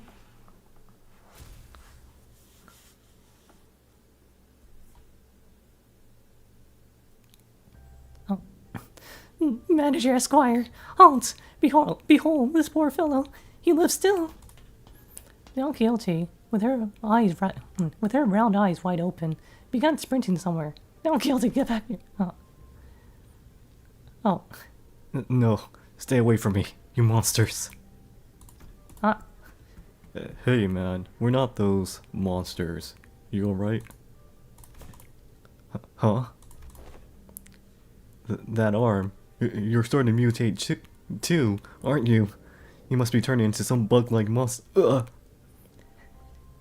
You aren't using my cracker Faust? Well, I already have W Faust, so I need like crack Heathcliff. So I'm using your crack Heathcliff instead. What? No, this is... Gregor stumbled 4 words before chuckling and casting his gaze toward the floor in disbelief. Let me tell you something. Yeah, well, no surprise there, I guess. I suppose there's no way to tell right away whether this arm's a monster, a prosthetic, or whatnot. It is possible that you are mistaken due to his bioprosthetic being of an older, outdated make that is now rarely seen in the city. A prosthetic. A prosthetic. That's a relief. I thought those crazy bastards were trying to break in again. As you can see, my legs are messed up. I had no choice but to hide in here. So what are the W Corp employees doing aboard this train? Fair enough. You're right. From what we found about the warp train trail the identities, I can't imagine why any of them would ever willingly board this train. You're the contract fixers, right? We were ordered to assist you with your contract. I said we, but I'm the only one left. Every single one of my colleagues suddenly began losing their minds in that car over there, and... This cannot be! Faust! Is there truly no way to cure the blood bags? My apologies. The access to that information is prohibited at this moment as well. Though her voice and expression were both as serene as always, there was something gloomy about the way she said it. I may have been too reliant on Faust in many places. Faust muttered in a barely audible volume. Oh wait, I need a whisper for this. Oh wait. Ah. I may have been too reliant on Faust in too many places. There we go. I don't know what I can do to help the sinners in a situation like this either. I'd also grown too used to Faust's omnipresent omniscience because I could always trust it to be there for us. I was starting to realize that I don't have the means to consider and make my own decisions at moments like these. No, maybe I was too reliant on everyone else. If, when the time comes for them to rely on me, when they can no longer function as they usually do for whatever reason, can I really manage them well? Lead them to the right answers? Doubt, colored with fear, begins to rise like a dark plume of smoke. Doubt, the ordeal. Well, what can I do, right? Ugh. The agent struggled to some corner of the room with his wounded leg and pulled on a lever. They made good use of this space. And the wall behind what had initially appeared to be a folding chair for employees spun open. Oh, what in the name of wings is this? Perchance thou hast hidden here a weapon most powerful, a weapon most feared by the blood fiends? That holds some resemblance to a capsule we saw in the first-class car, but why would that thing be here? The cleanup agent slumped into the pod that appeared in the wall. Phew, finally. What is it thou seekest to do? W Corp prepared a small hibernation pod for employees in case of these emergencies. Verily, then, huh? Good luck with the rest of the mission. With that, he settled into the capsule and shut the hatch behind him. When the door covering the pod closed, only the folding chair and the wall covered with viscera remained. He's gone. There he goes. He has departed the scene. We blankly stared at the wall the agent disappeared into. Well, I mean, understandable still, but still. This party's getting lame. Let's leave. Well then, I guess we gotta... Let's move on to the next car. Keep on keeping on.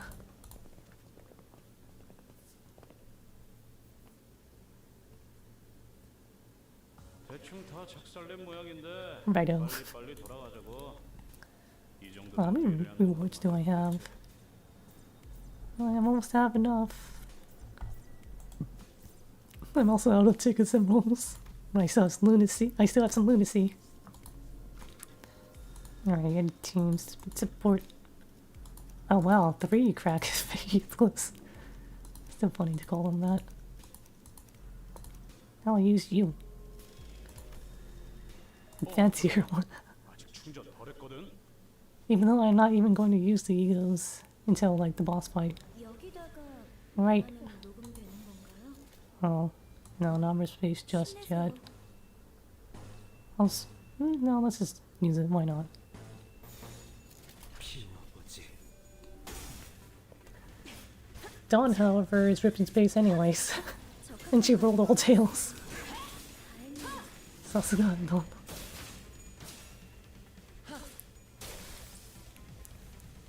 제가 도움이 될지는 모르겠지만 Oh, hopeless. Struggle. Dominating. Maybe Yusong can dodge that. 피워보지. It's time to use Heathcliff's defense skill. 칼날이 잘 드네요. 아마 그 공격이 약점이었겠죠? No! Yusong, you were supposed to dodge that.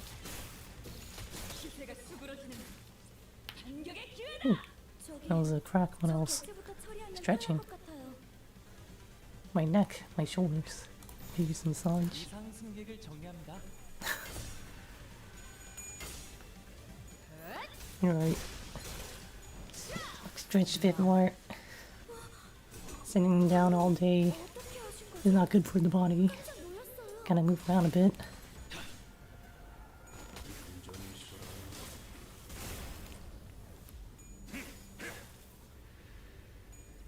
다음은 어디요? Rip. 상황이 좋다고 할 수는 없지만 Oh, struggle. 여러분은 하실 수 Oh. 있을 거예요. Sure, defend. And evade. Aha, get evaded. 다음은 어디요?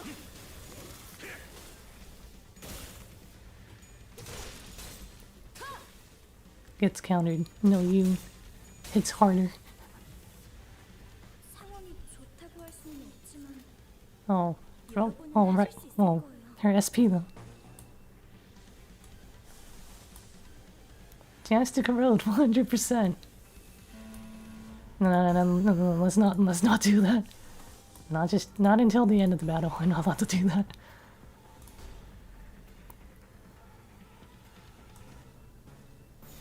Yeah, let's go.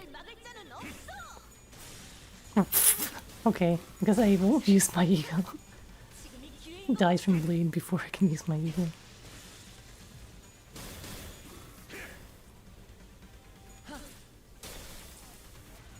Ah.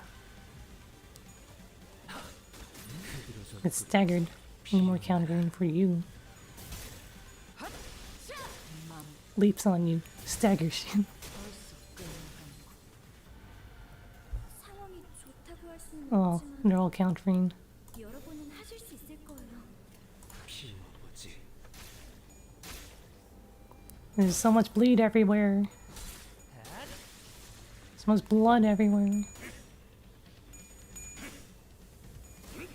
Blood and guts. Blood and guts.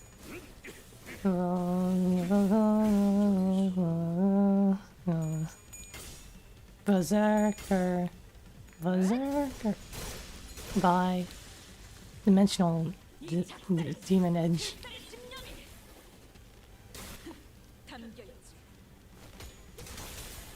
Pursue him to the end.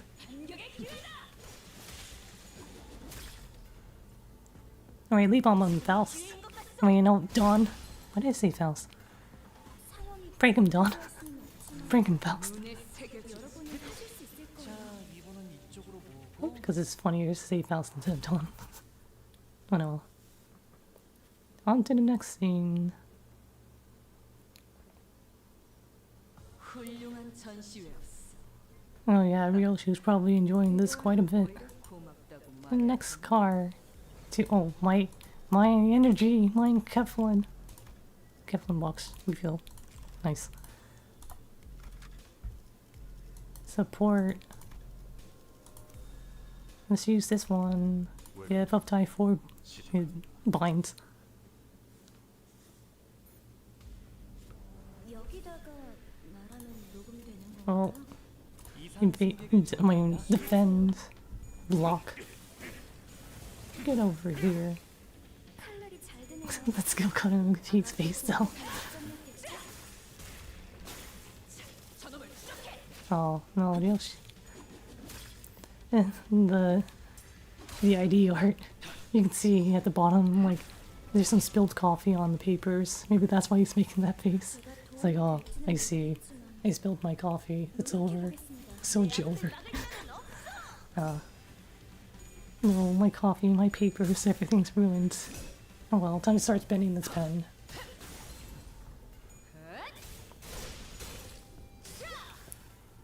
적합한 관리법이었어요. Beep, beep, beep.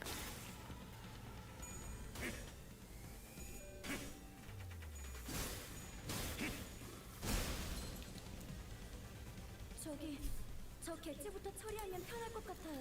Nope, not ripping space just yet. Looks like Dawn is learning some self-control for once when it comes to ripping space.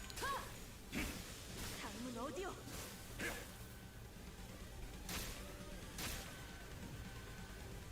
조금씩 나아가고 있네요. Oh hey, we got some of 계속 힘내주세요. the fixers, the multi-crack office fixers. The crack fixer. The blood bag. The crack blood bags.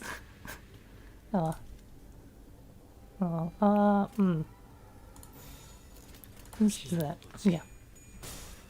No! There we go. We're still back.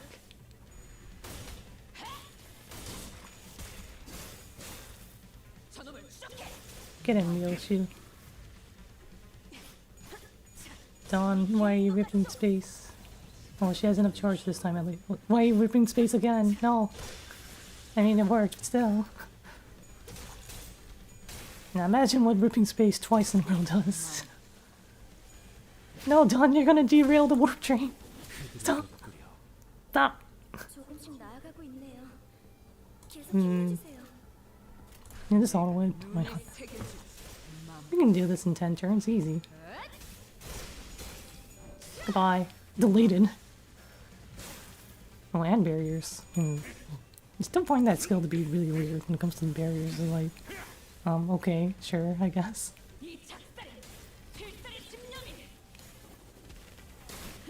I also find this skill to be a bit weird because, like, the bonus only comes from, like, killing an enemy, and so it's like, it's not really raiding boss encounters. And it only works on the last coin, too, so it's like, oh, that's kind of weird, but okay, I guess. Second skill's pretty nice, though. 좋다고 할 수는 없지만 It's staggered, it's over, you're bricked. Throws bricks at you.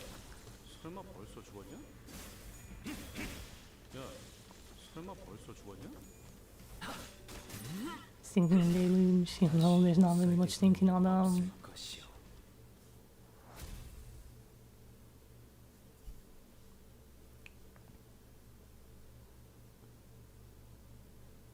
대충 다 작살낸 모양인데 빨리 돌아가자고. 이 Oh, wait. 정도면 의뢰한 놈. Yeah, lunacy. How much free lunacy do I have? Well, 890, 890. That's almost enough for a 10 roll. But I should really save that for Wolper's not. Support Heath. Where art thou? Yeah. Yeah. 팔 배터리 교체 했었나? What do you mean you didn't uptype for your base egos? Remember to uptype for your base egos. 노력해 보겠습니다. I mean, you don't really have to if you don't really use them. Oh, neutral. Oh, here goes something.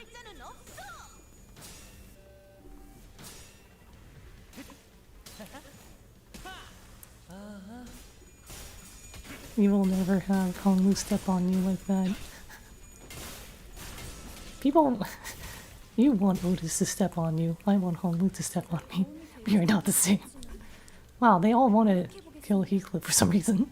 Wow. Well, not anymore. Ah. Stop. No!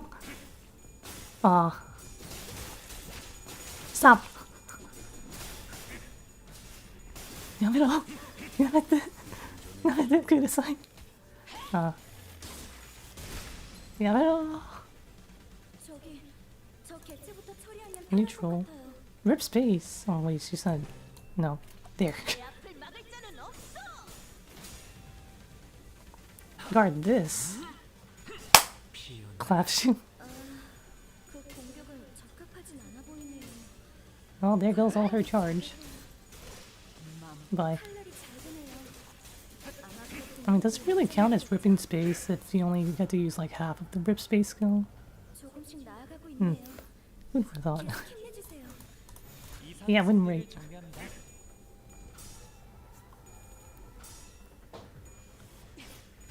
She's ripping space. 적합한 관리법이 She 있어요. it's ripped half a space. Bye.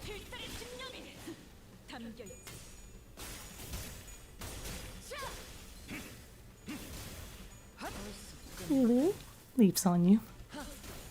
Staggers you. Oh, that one didn't get staggered. AoE's! AoE's you. Goodbye. 조금씩 나아가고 있네요. Oh, there's more of them. 계속 힘내주세요. 이상 승객을 정리합니다. Everyone's sufficiently charged. Good. This is very good. Remember to keep your IDs charged. Like your phone. They're not phones.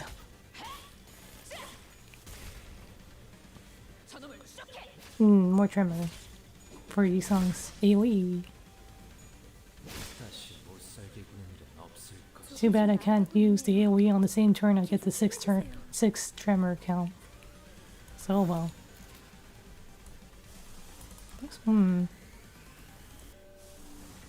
I'm gonna use binds because it'll hit all of them. Aha.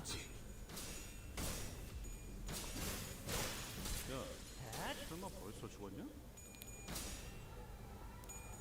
Alright, Hongers, finish up your clash so that Heath can use binds.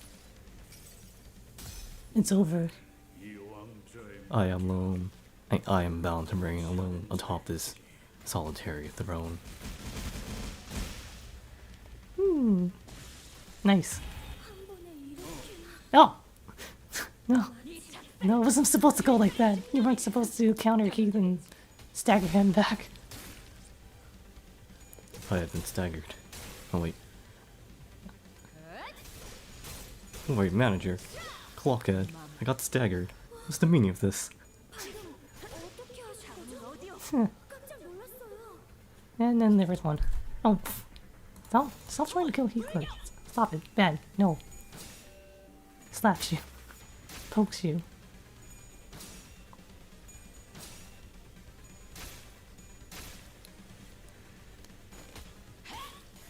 Pursue him to the end. Free skill 1. More charge. Even though I don't really need it. Bye. 놈도 남지 않을 때까지 지금을 반복한다. 쉴 새는 없다. I can still hear Ishmael through the screen. Sometimes it's funny. Something caught the attention from the corner of my eye after another round of a brutal combat. Huh? What's this now? We were on the final car adjacent to the freight car when we discovered that odd box with the T-Corp logo on it. What the heck? What the hell is this? Ah! It's the emblem of T-Corp! It appears that it was it appears that it was broken in the fierceness of our battle. Didn't that chief executive guy, Hubert, right? Didn't he offhandedly mention that something about partnering with other wings? I guess they were in cahoots with W Corp too. Such collaborations are not limited to T Corp. It is oft the case that a wing may work with another. It is only on rare occasions that they urgently request the assistance of less significant, lesser-known corporations, such as our own Limbus company. Their choice appears to be quite irregular. Sounds like W Corp's heydays are long behind them. Just like this wall that's falling apart, revealing what's behind. Speaking of falling apart, this room sure got messed up, huh? It was difficult for me to ignore how Rodya hurriedly swerved to a different subject, as though she'd made a mistake. Even the tone of her voice shifted like she was catching herself. The various destroyed prosthetic parts covered in human remains indicate that this train car was boarded by several prosthetic-equipped fixers. I can't think about that right now. Let's deal with the task at hand first. Maybe these people are from the same office as the guy we met at the platform. Remember? He said he was warped to T-Corp on an expedition.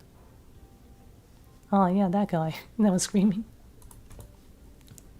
Look, it's almost like they're all wearing standardized sets of prosthetics. Same make, same model, everything. I believe I have read articles stating that certain offices do exclusively hire fixers with prosthetics. Wait, he's... We were walking through the bloody train car when we suddenly heard Sinclair's voice crack as though he saw something awful. Oh. He's the one we encountered at the platform! This is the fixer who suddenly started venting at us. Yeah, and he said something about going to T-Corp on an expedition and failing. they brought a whole train car full of fixers for this contract. I guess calling it an expedition was no exaggeration. There are over a dozen broken arms strewn about.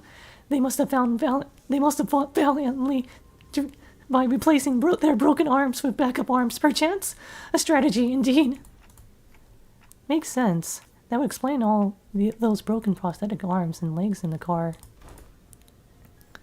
Well, it's a bit hard to make out what's going on here, but I can kind of understand the gist of it. But where does it start and where does it end? Well, he got really messed up. Executive Manager, this is likely an aftermath of a battle between the fixers and the blood bags. There were many similar cases during the war.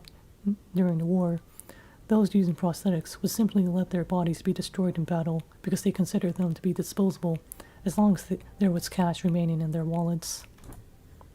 Of course, the blatant lack of self-preservation often led them to early graves. Maybe that's true. Oh no, not random fixer guy.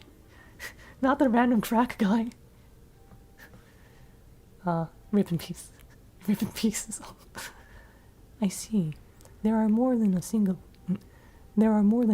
possible interpretation of the same scene. I will remember both of your inputs. That's a good attitude. Employees with attitude like yours often made it to the end of the war. Yes, well, good for them. Faust answers Otis in an uncharacteristically snappy manner. Signs of fatigue were creeping into her pensive expression. You alright, Faust? It was rare to see any actual expression from her. I was starting to get worried. I am physically unharmed, yet... Yes, I am alright. I mean, I kinda like this Faust, but I am worried about her. However, I do not enjoy the circumstance which we find ourselves in. It is as though I am casting nets to nowhere while lost and isolated in a blind sea. I could usually complete these deductions within moments after establishing a few basic cross-references between the accessible information. Her voice was such a whisper for the second part of her sentence that I could barely hear what she was saying. Oh, yes, I shouldn't be reading that. Voice director, please give me better voice direction. I could usually complete these deductions within moments after establishing a few basic cross-references between the accessible information. I know what you mean. Feeling like you're completely lost, obsessively casting net after net over the black, rippleless lake in desperate hopes that one might pull in something we could eat. No way to tell where we are. No way to tell if there's even something to eat under that glassy water surface. And under that glassy water surface, grasping at the straws, you know? This sense I find mired in is not unlike your own. It is like lying my back over an unseen grave, for the reflection of radiance upon my eyes, and the sanguine scent hanging from the tip of my olfactory, tells me not of the forging path. It seemed that the first part of the sentence was well heard by Ishmael and Yisong, however. They walked up to her and shared a few words of consolation. Oh no, Faust, they heard you. By the way, I don't ever recall you talking like that, Faust. I don't know what it is, but you feel different from your usual self, somehow? That is... Oh, I mean, I don't hate it. I'm actually glad to learn that you had a softer side. This is unseen of yours. It is unfamiliar, yet quite fresh. Is that so? Faust's reply was curt. She closed her eyes. Aw. As per the information provided by the pamphlet at the platform, it is likely that this train is composed of 12 passenger cars and 1 freight car. Because we are on the 11th car at the moment, that leaves a single car between us and the freight car, in which Mephistophilus is secured. Which means Which means there is a high likelihood that we will soon encounter the Blood Fiend, responsible for the creation of the blood bags aboard this train. just beyond that door. Well, how strong could it be if its fathers are this weak?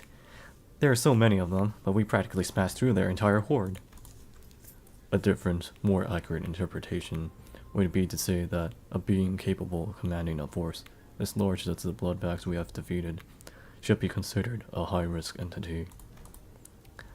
Although this is not common knowledge, there's a subcategory of fixers called blood fiend hunters, who specialize in, yes, hunting blood fiends.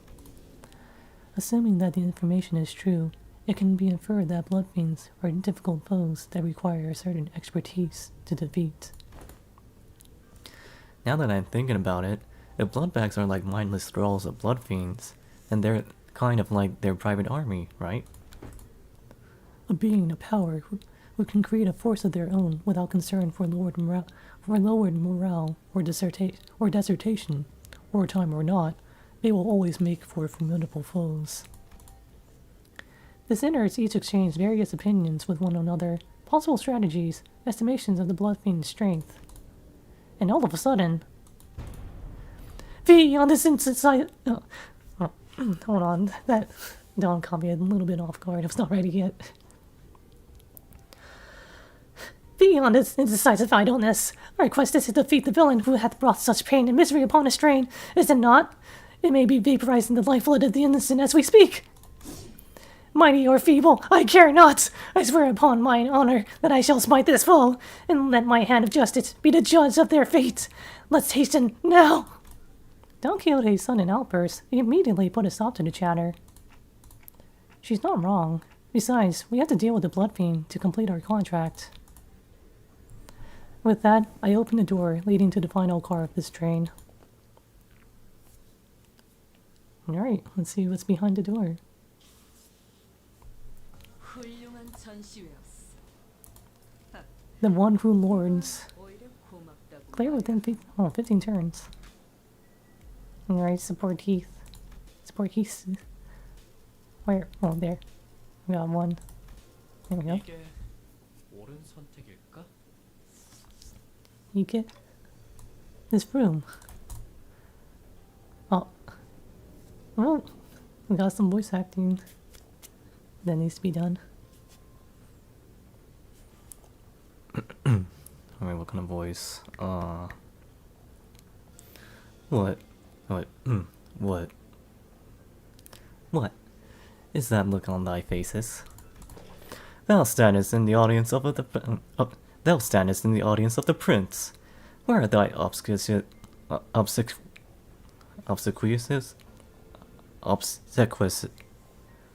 are thy obsequious smiles? He must be the cause of this outbreak. The blood fiend we must defeat. Fall to thy knees and grovel before royalty. Who the hell are you to make those demands? I shall impart this upon thee only once, so listen well. You may call me Cassetti, sixth kindred, a kindred of the sixth generation, the rightful prince, in refuge from his family. Art thou the villain who hath brought such destruction and massacre upon this vessel? Thou art a chatty one, so rudely before your prince, yet I am feeling generous, for I am quite sated at the moment. As thou must have seen on thy journey here, this place is a hall of banquet for a feast most majestic. No matter how many blood bags I create, no matter how much I devour them, the humans just won't stop coming. I only enjoy what is cast into my maw. He dons a mask for the purpose of merrymaking. If we are really going to exchange pleasantries, why don't you take that mask off? Do you not even know the basic etiquette? Oh, this mask.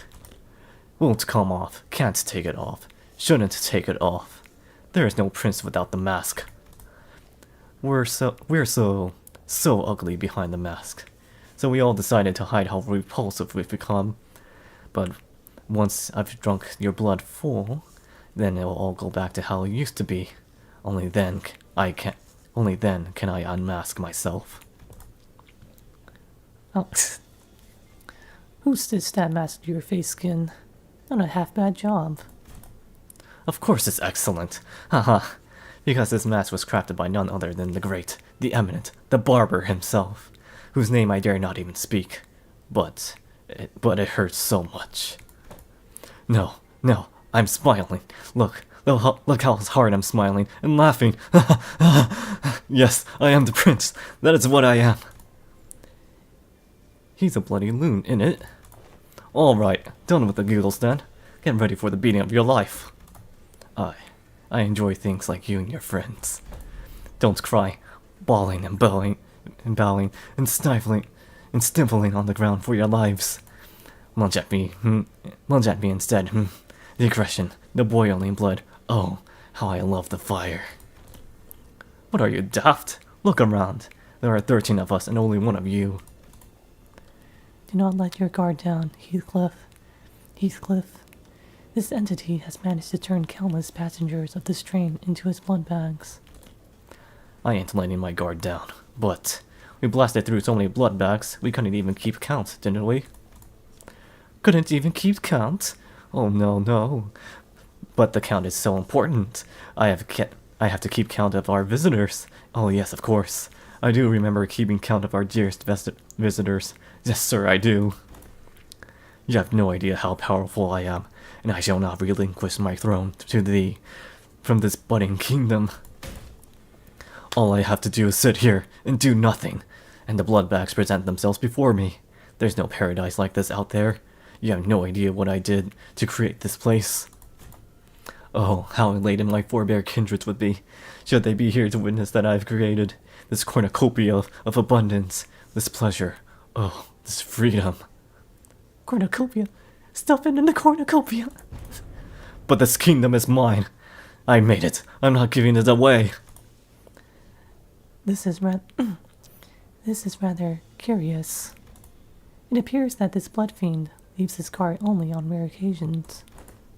Yet we have seen signs of his insidious influence throughout every car we have visited so far. Then what he meant by how the blood bags present themselves before him has to be... Oh, hold on a minute. Gah! The figure suddenly and frantically charged into this car. It was Sasha, the fixer we ran into in one of the earlier cars. Sasha, no, be careful! Cassetti shrinks into his throne at the sudden burst, terror apparent in his face. Ah, it is thee! Hast thou truly journeyed here to assist us in our quest? Lo, that villain is a blood fiend, responsible for the tragedies that hath transpired aboard this train. Help us slay that cur, and eventually lead the passengers thou hast protected thus far out of this train. Blood fiends. What if there was more than a single blood fiend on board? One still capable of rational thoughts. Damn, you actually made it all the way back here? I guess the wings don't give out contracts just to anyone. I fought my damnedest too, till I was the last one standing. What's she talking about? In the end, I stood alone with nothing but a single one of these forearms left. Kind of funny how the perspective on life can just completely flip when you're really into shit. I think my last thoughts were, man, I don't want to die. So I fell on my knees and pleaded, told him that, don't kill Tay, watch out. I'd do anything to live. Don, look out! Blood rapidly crystallized around Sasha like a suit of armor as she swung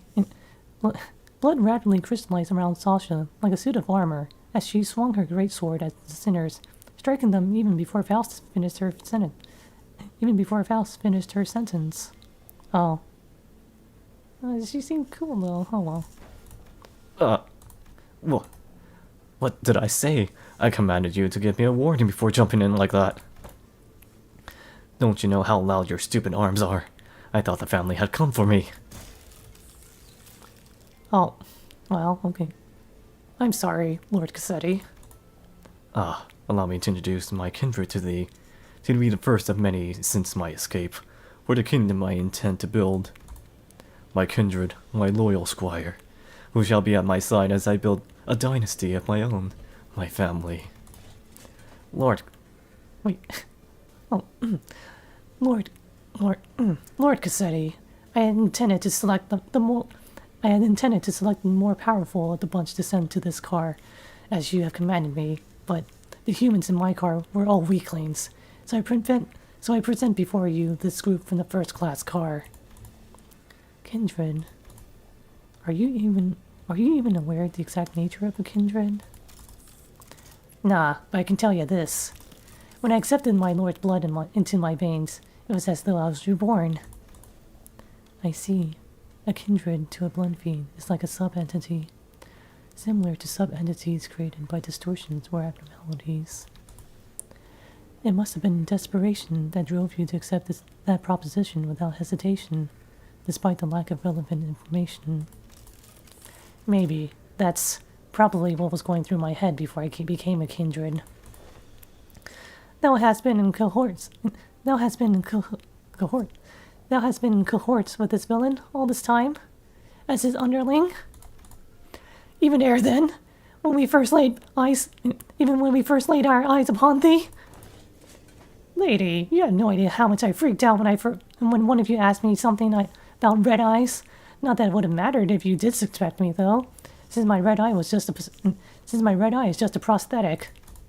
Then, the passengers, we were under thy protection. Haven't I told you that the count matters? The longer the line, the better. Dozens of blood bags began shambling into the room behind Sasha. A smaller one among them stood out to me. Oh. My mind immediately snapped to the child who grabbed Don Quixote's coattails. Yeah. Oh! I knew that the passengers were dead the moment we realized Sasha was a blood fiend, but this... I really, really hoped that I wouldn't have to face this reality. Not like this. Oh. Angry. There was... a child. Yep. Little Run wanted to be a fixer. Little Run wanted to be a fixer if she got to grow up. Good thing she won't, though. I can tell you on good authority that living as a blood bag is way better than the drudgery that is the life of a fixer. Believe me, I know. Hold thy vile tongue.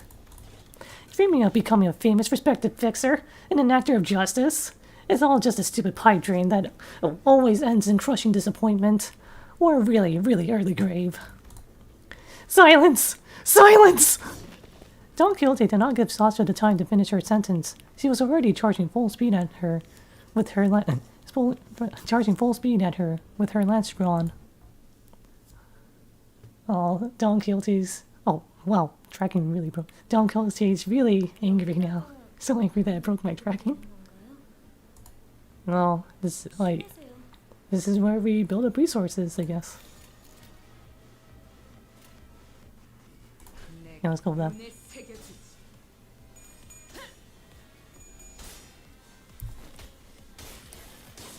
Will it proc? It did not proc. Oh well.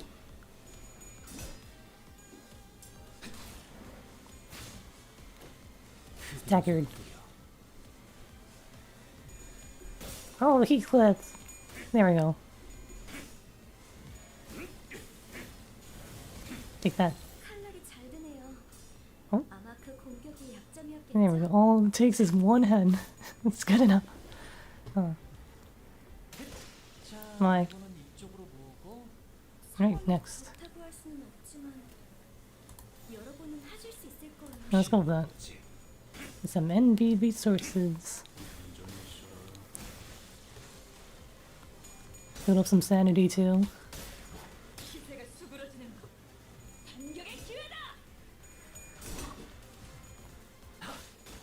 I'm gonna have to stop autoing after a certain point though. Bye. 있네요. Here, do that. Some more gluttony resources. Do that.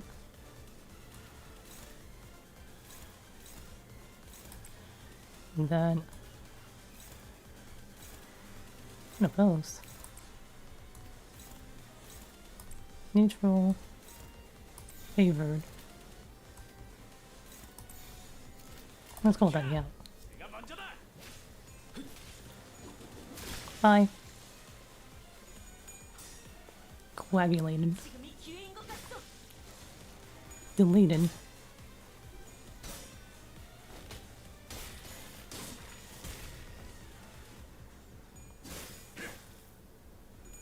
No, I didn't proc. Oh well.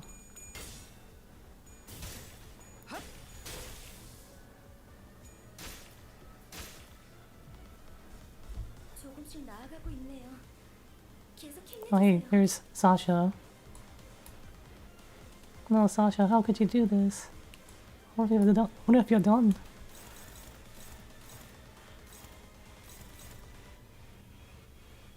Oh. Let's deal with that first. Look what they done to me. Oh. That. Trouble.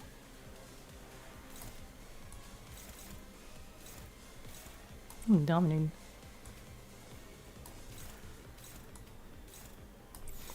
I guess Seasong can. Oh, neutral. Let's go.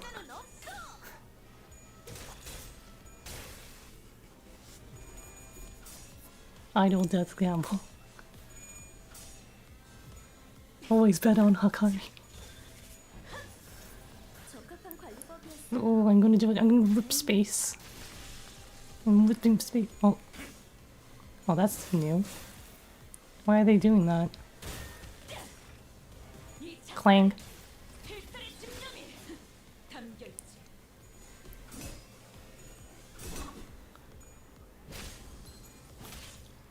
Nice. Oh. Wow. 상황이 좋다고 할 수는 없지만 Oh, this is a little bit confusing. 수 있을 거예요.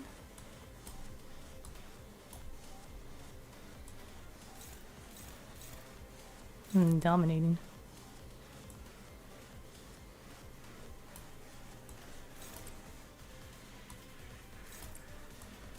Needs a little bit more charge.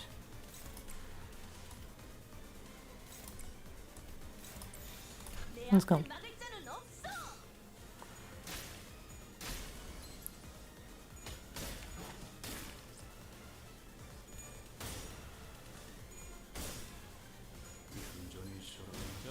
Bye. 설마 벌써 죽었냐? Charge. More charge.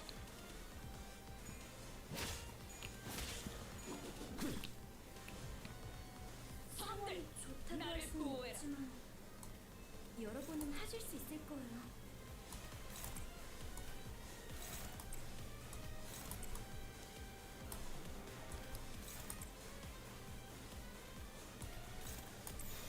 Let's go.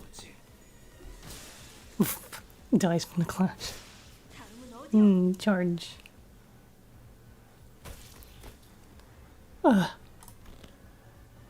Unbelievable. My first kindred to be created without their authorization? Is this bumbling fool? I pray for your forgiveness, my parents. Be gone from my sight. At least thou hast brought me blood bags for sustenance. Yet, it must be the responsibility of a parent to clean up the mess of his child. Oh. What a load of shit. With that, Cassetti reached out toward the pile of blood bags on the ground and...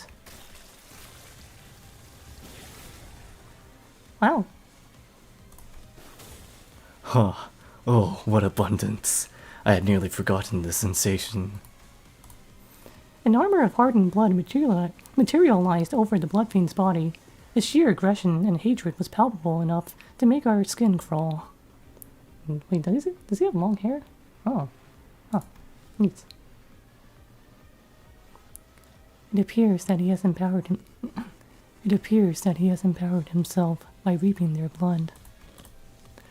Though my power is yet to fully return, this magnificent armor is quite befitting of a parade for the prince who hath become a king. Wouldst thou agree? Yes, sir. Yes, you do. Of course you do. Challenge me now, O rebels. Challenge thy king. 조금씩 나아가고 있네요. Alright, the real boss battle starts now. Time to finish this in 8 turns. Clash power, clash power. Oh, they're all the same. Oh, I see, this is the easy mode. And then next turn will be harder. Well, all of it's going after Dawn. Yeah, easy mode. Favored, dominating.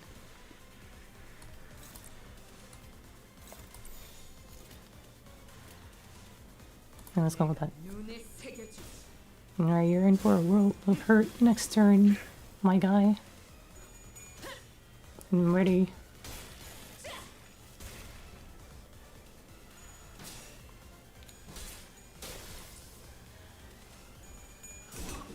No, I will not grovel before you.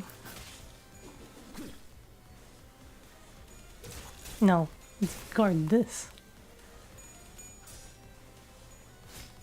No, for a second I thought that said pathetic Dawn. 여기다가 말하면 But I think it's, 되는 건가요? yeah, it says pathetic 1, not Dawn. 심해서요. Joke's on you, we don't have any bleed. Wait, do I have any? I don't think I have anything that can do like a lot of damage to him. I'm gonna use one of these and use an eagle next turn.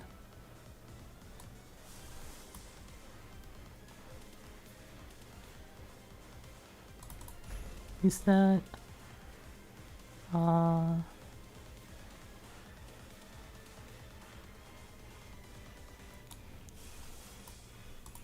That.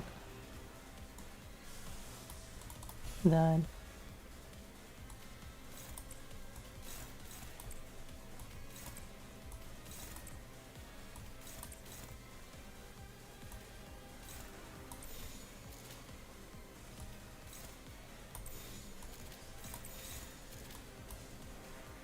키워보지.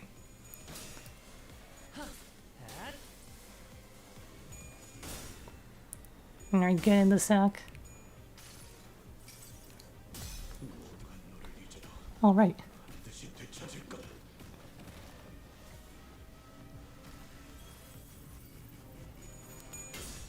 Heathcliff's body sack has a dialogue change after Kanto 6.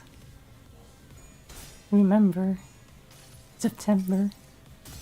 내가 찾은 나만의 한 This is how I will chart my own path. Ishmael's dialogue change. My compass was swallowed by the sea. Dodge this. No, I will not leave you alone. 이 돌이 기꺼이 그대 Thine foul villain.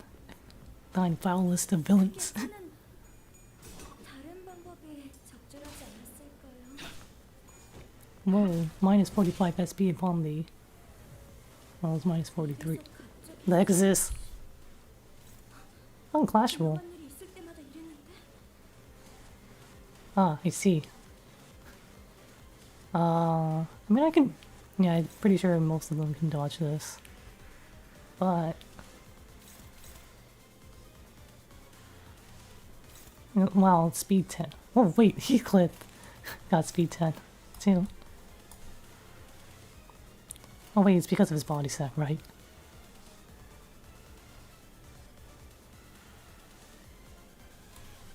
Alright, Heath, get some charge up.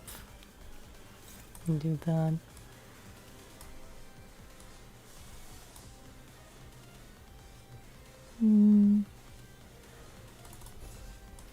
Mention Shredder. Oh wait, no, she doesn't have enough. I shall blind obsession. Dawn, however, has enough. Wow, look at this Pride Absolute Resonance. 내 앞을 막을 자는 없어. Wait, no. Wait, you can't get staggered by. Oh. Oh no. No, stop it. Stop healing. Ah. No. No, all the damage I just did. 제가 도움이 될지는 모르겠지만 노력해 보겠습니다. Delicious blood. No. Oh, no. My turn to go. I mean, I can do it again next time, off stream or something. For now, I just want to finish the battle. So this is the real challenge. Making sure he doesn't heal off of that so much.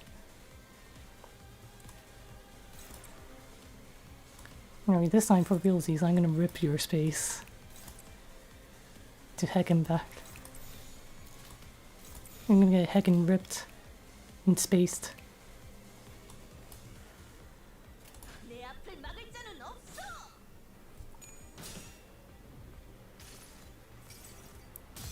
I'm gonna shred your space. 여기구나. Yeah, you're shredded.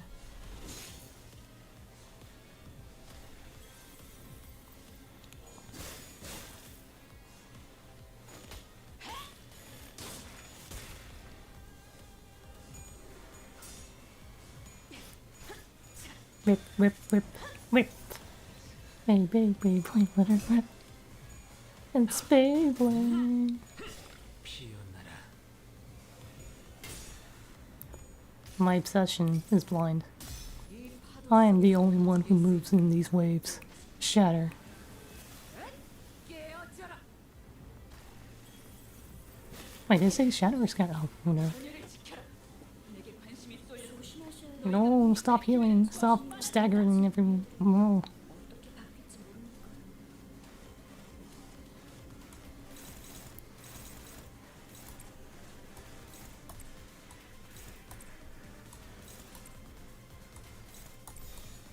No, Ryoshu, you're too slow.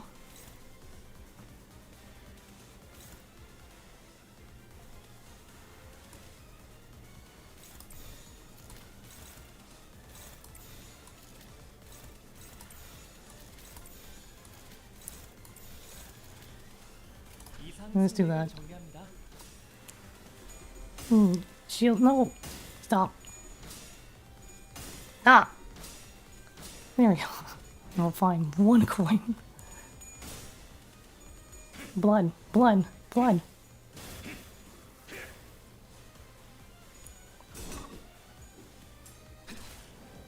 This isn't an AoE.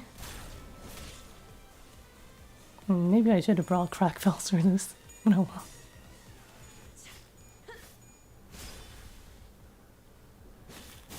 Ah. 곧 위험한 Stop, 공격이 don't suck my blood. 대처하실 수 있죠? Oh hey, I can just win rate this. And you have enough charge. And you don't have grip space yet. Oh well. 총원 불격.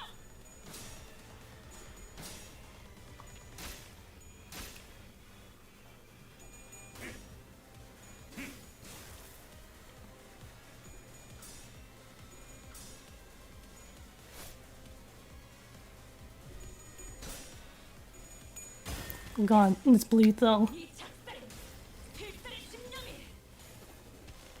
Ishmael's dying. 열지.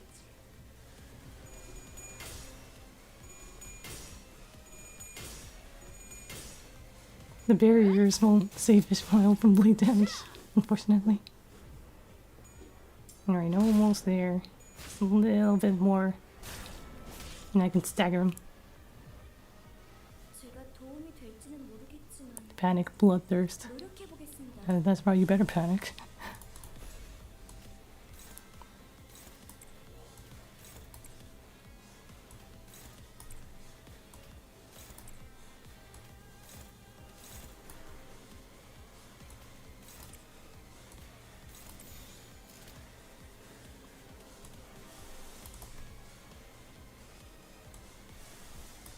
how much charge does he have? Oh, yeah, he has plenty.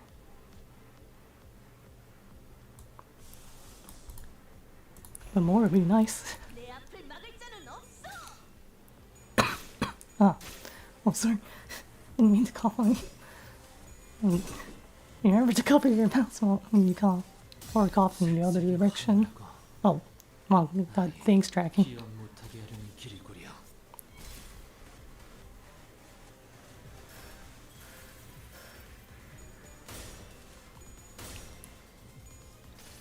AEDD. AED. These nuts. Oh. Got him. Yeah, get paralyzed. And staggered.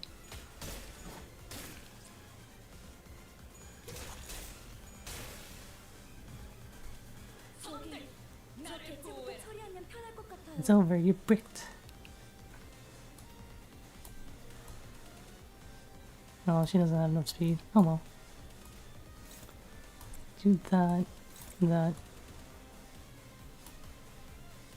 Oh, Rip Space is coming up, so I'll just use Leap.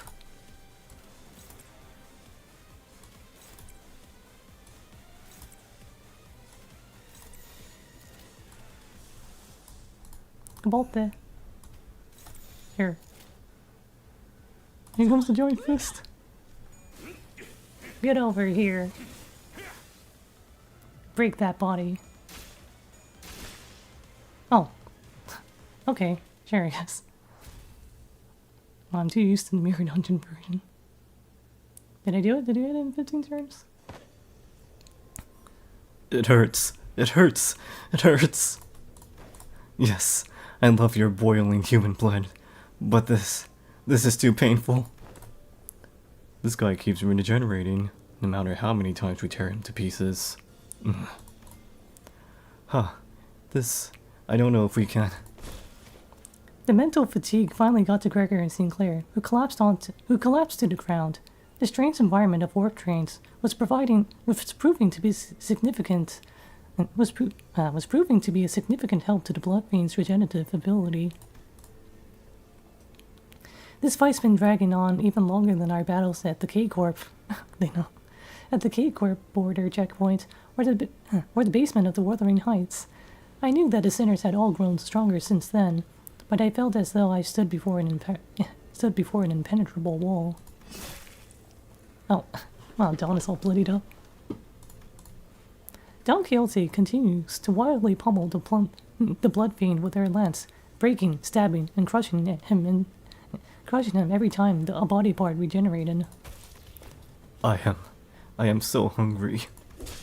Ridiculous! Thy hunger is no justification for this massacre thou hast wrought! Shut up! You don't understand. You don't know how awful it is. How awful it is to survive.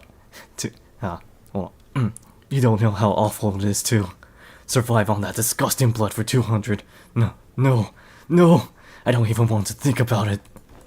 Shut up. Be quiet. No. I'm sorry. Please. Let me have a sip. Just the smallest sip. Please. It's all useless. No matter how many times you stab me. I shan't stop until all the flesh and bone and the organs are crushed into a viscous, shapeless mush, never to become whole again. But the Blood Fiend's regeneration is powerful. He's regenerating so fast as Don Quixote is destroying him. He's regenerating at an insane rate. He can't. My kindred, my child. I've given thee new life, invited thee to this banquet. So do thy responsibilities. The blessings of a parent must be repaid. No. What can I do?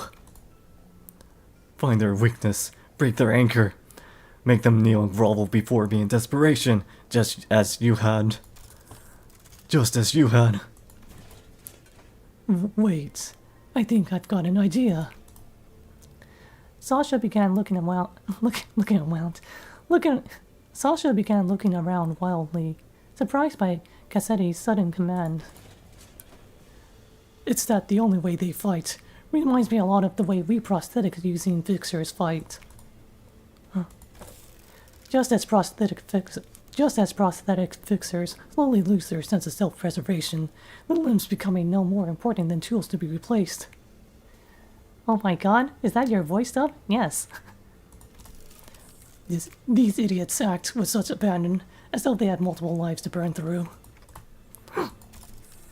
With nothing to protect, they throw themselves wildly into battle like moths to a flame. Forget to look after what's really important, like this little thing. That was pretty good? Oh. Thanks. Thanks. With one of her remaining arms, Sasha picked up the MasterCard key. Oh, the MasterCard key Faust showed her in one of her previous cars. Don Quixote, stop her, now. Oh, my parents, I offer this gift to you. Don Quixote immediately leaped at the fixer, but one of her arms struck her away with great force. Ishmael and Mersault, who had been holding Cassetti down, were no match for his strength without Don Quixote's fury. The blood fiend threw them both to the side and grabbed the key card. This is the key to the first-class cars, my lord. With this, grow your army of blood bags to bring glory to the kingdom. Oh no! Wait, I didn't mean to do that. Oops, sorry. No. Cassetti examines the master keycard with clear interest. Without that keycard, you'll be trapped inside this train for thousands of years until it reaches its destination. Dante.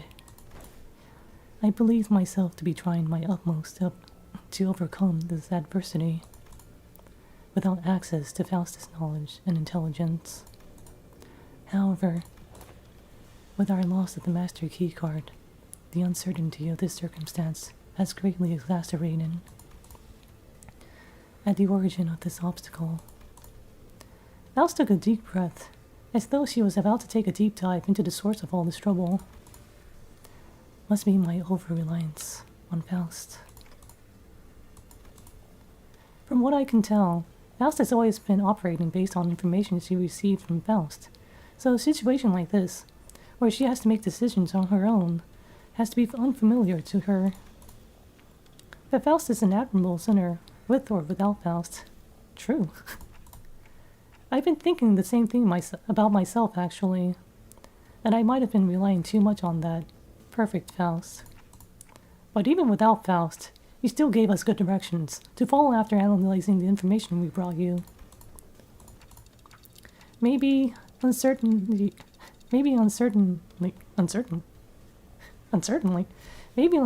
itself doesn't always have to be a problem for us. Remember? Thus, the lack of plan itself becomes the plan? You said it yourself. I see. Indeed, among many, I am a Faust that believes in uncertainty. Our loss of the master keycard is but one of the innumerable uncertain variables in the equation. The constant is, however, that the blood fiend is just as desperate as we are. Thus, the only option that remains at present is to compromise. You there. Looks like thou art the one who's been regenerating your friends. Stop. Stop doing that, alright? Don't heal a single one of them. Or I'll smash your precious key to pieces. Manager Esquire! Compromise? To compromise with a villain as vile as that cur? I didn't have the time to regenerate Don Quixote's severe injuries just yet, and the rest of the sinners were already unconscious. The only sinner who could still move and talk normally was Faust, whom I just rewound the clock for. Yeah, let's do that. Very well then. Cassetti, why don't we move this conversation to a different location? Only I will accompany Dante in this negotiation. I will make my intentions clear now. Dante and I will not attack you there.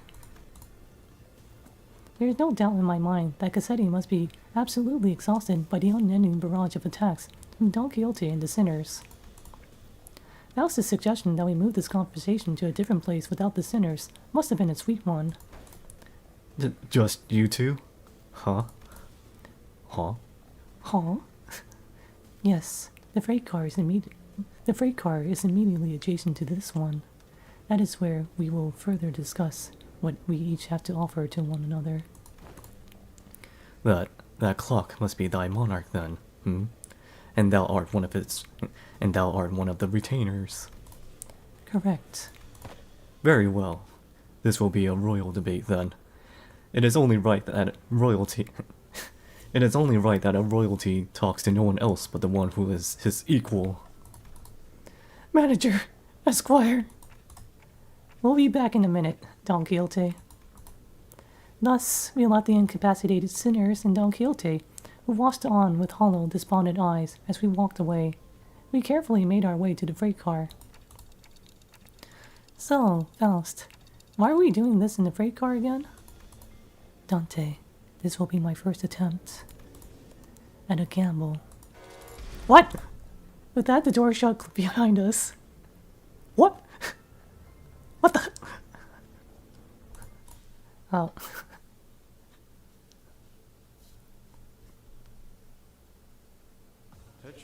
What the heck, Moonies? Hey, I got the bonus. Wait. Oh, I got even more bonus. Nice. Oh, wait, that wasn't it. Or is this? Oh, this is story. Never mind. Lunacy. Next.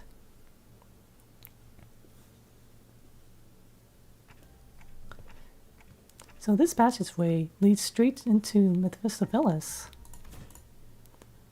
So this is where it all started. This stupid bus awoke me from my slumber. If only this bus hadn't completely filled up the freight car, I wasn't planning to start the parade so soon, or create a kindred here. Dante. The connection has been restored. Connection? Alright. The suddenness of her statement briefly knocked me off my train of thought. I looked at her and cocked my head in confusion, and she replied with an even quieter whisper, without looking away from the blood fiend. Born in Mephistopheles has re-established my connection to Faust. Ka-ching! Did you know that this would work? No. As I have stated before, this was a pure, incalculable gamble based on my own uncertain hypothesis. This success helps me somewhat comprehend Miss Rhodia's fascination with gambling. Idle death gamble. Wait, hold on. Can I... hand tracking time. Okay, you got one of my arms. There we go. Come on. Hand tracking. Oh, there. Here. No, hand tracking.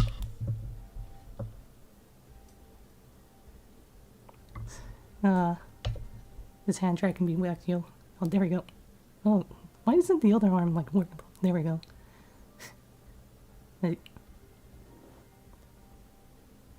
guess the other arm has to be like this or something. Close enough. When he's back to the story. Hands can move. Yeah. A faint smile appeared on Faust's lips for a moment before fading away. Always bet on Faust. Now that... wait. Whoa. I got a little bit ahead of myself there. Now that the connection... Well, that's a mouthful. Give yourself head pats? After this, maybe. Now that the connection has been re-established, I would like to make a complaint against the Gesellschaft management regarding the fact that they neglected to list information pertaining to the loss of connection within the interiors of the warp trains. However, finding a solution to this situation takes precedence. I have much reason to believe that their omission was done on purpose, but I hope such is not the case. Faust gently advanced toward the blood fiend. Let us discuss the details of our compromise. What are you willing to accept in return for the master key card? If thou wert just anyone, I would have wished to return thee into blood bags. I would have wished to turn thee all into blood bags, and drink every last drop of thy blood. But thou art unlike a common person. My wish is to maintain the secrecy this kingdom of mine for as long as possible. And thine wish is to leave this place, right? Once I relinquish thee this key card, and once thou returnest to your first-class seats, we'll live here happily ever after, like nothing happened. And when the train gets here, you get off the train. Everything goes back to the way they're supposed to be. How's that for a deal? Like nothing happened. Faust, what about the job we were contracted to do in the first place? Our memories and any signs of battle will be entirely erased upon our revival. Tongue twister. Our memories and any signs of battle will be entirely erased upon our arrival. We will have no way to relay our news, whether one of success or failure. If we had the means to defeat him, then at least W Corp would inform us that our contract was successful after the fact. However, this current scenario will leave us with nothing to show for, not even the smallest hint. That contract will end in failure. However, what takes precedence over the contract is you and the Sinner's psychological stability. It's not like we've always been successful, so that was something I could live with, but what about the other passengers of this train, and its future passengers? I remember the look on Don Quixote's face whenever we've come across these inevitable forms of injustice. Faust does not reply. Yet, the lack of reply was a reply all on its own. Are we going to have to let them die? Innocent lives will be lost, but we cannot prioritize lives over our safety. Their lives over our safety. That must be Faust's and the company's policy. And yet... Oh. The hero hath arrived. I shan't allow this. Don Quixote. I thought her wounds were too severe for her to even crawl, let alone walk. But with sheer will, she pushed herself through the pain to reach the freight car. I will not tolerate this. We cannot let this vile wretch live.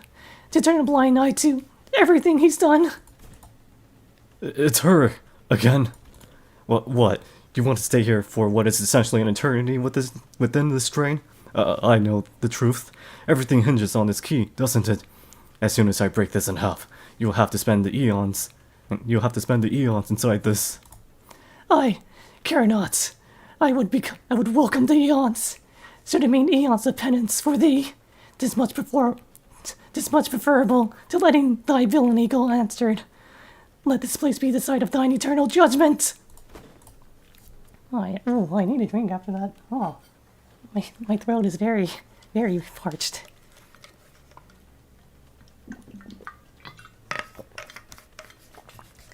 Trusty water bottle.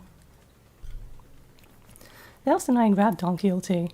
She'd normally be strong enough to wriggle free from our grips, but she'd already pushed herself beyond her limits merely by walking here. So this is basically a who killed who mystery board game scenario to Clue. Kind of. I mean, we kind of knew, like, what was going on, Hydric. But it's like, it was more just, like, what was, like, the killer instead of who. We had no idea who Cassetti is, but, Salsa betrayed us. But she was already turned to begin with, so, well. Meanwhile, the image in my head of, like, Dante and Faust holding Don back. Hold me back. No, let me at him. I can get him. Let me at him. Faust, unhand me. Thou mustn't let him live. Manager Esquire. Don Quixote. Don Quixote. Letting him destroy the key means that you'll be condemning the sinners to thousands of years of torment. Then I shall. Fill the millennia with tales of legend I read in the magazines. No time, however infinite, shall be too great to overcome, shall we endeavor as one. Certainly. You are aware that your suggestion is no solution at all, Don Quixote. Then there has to be another way! No. Thou art both possessors of great wisdom, Faust, Manager Esquire. Is there truly no path in which we may bring justice to the villain, and the sinners remain unharmed? Her struggle begins to wane, but this was no acceptance. This was dejection. Oh wait, Don Quixote, no! This isn't acceptance. Wait, this isn't acceptance, this is dejection. What's going on? In the commotion, oh, she broke free. In the commotion, we failed to notice that the Blood Fiend had quietly advanced. We failed to notice that the Blood Fiend had been quietly advancing at us. We let Don Quixote go at the last second. Oh, but we were a second too late. Oh, my dearest parent, forgive my transgressions of creating another without thy sanction. Oh, Thou shalt become the second kindred of mine. Cassetti screams incoherently as he leaps onto Don Quixote, piercing her neck with his fangs before we even had a chance to do anything. Oh no! Oh, I did not expect this to be the solution. Faust? What do you mean, the solution? According to this information I had viewed in the past, and once again just now, it's... Dante, take cover behind me and remain absolutely still. And please, do note that the other sinners must never hear a word of what is about to happen. Oh. Don Quixote levitates slightly in the air, the strings of her own shoes unraveling as they slip off her feet on her own. She looks on with bewilderment as her running shoes fall to the floor. And... Rocinante!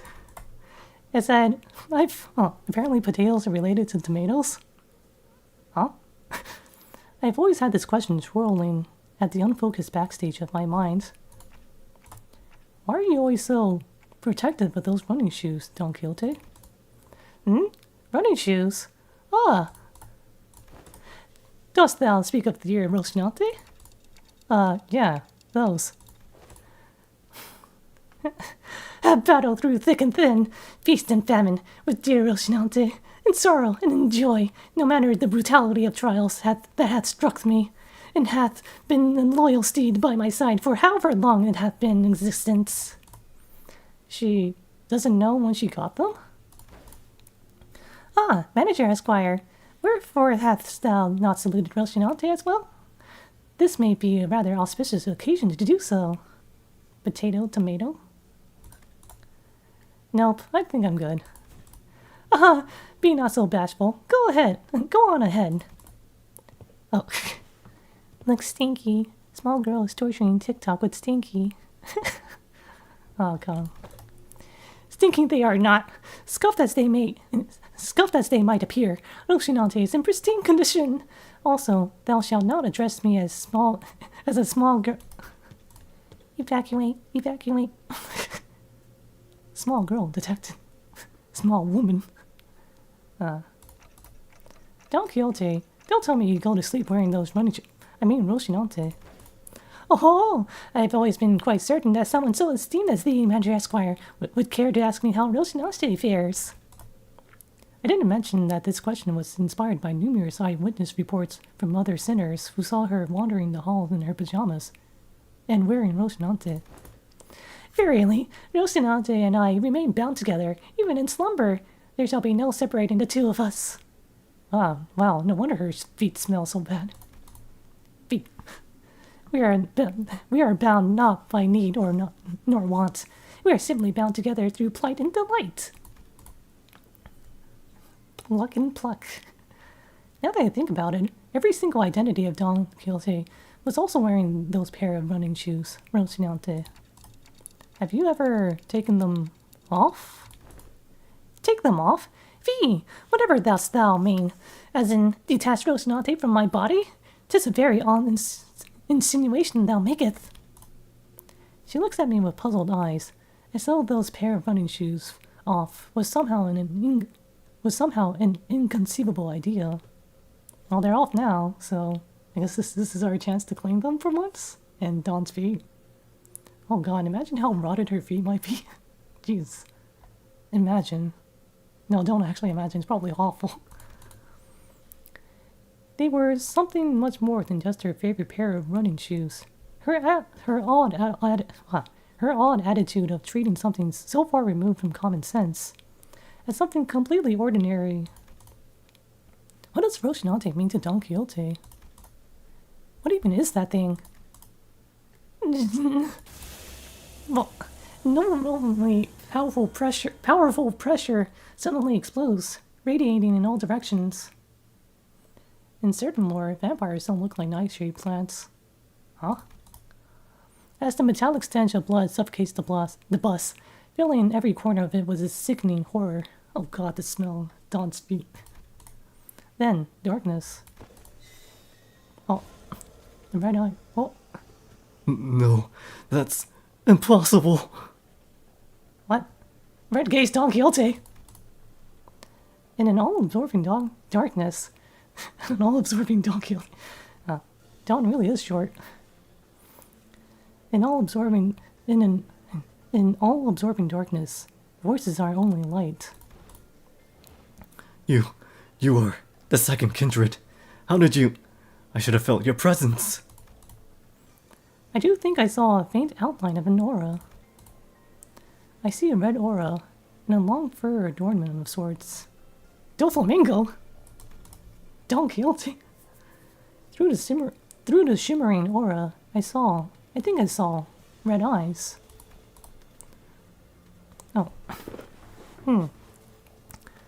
You have committed the sin of filial impiety, transgressor. I know that voice, but I also don't. I've never heard it in such a low, imposing tone before. It speaks toward the lesser being. The blood fiend, shriveled and kneeling, trembling, pathetic. Mercy, O venerated ancestor. I beg for the mercy of the second kindred. I beg for the mercy of the second kindred. I beg... Insolent worm. Crimson droplets of blood slowly rises around the blood fiend's mouth, before congealing and sealing his mouth shut. Oh no, I missed it all. Oh, and you're just in time for whatever this is. No language worming its way out of your maw shall be worth my ears. No. To commit the sin of filial impiety by attempting to travel against the bloodstream, to commit such abomination against your ancestor, I cannot well sanction your impudence of continued existence.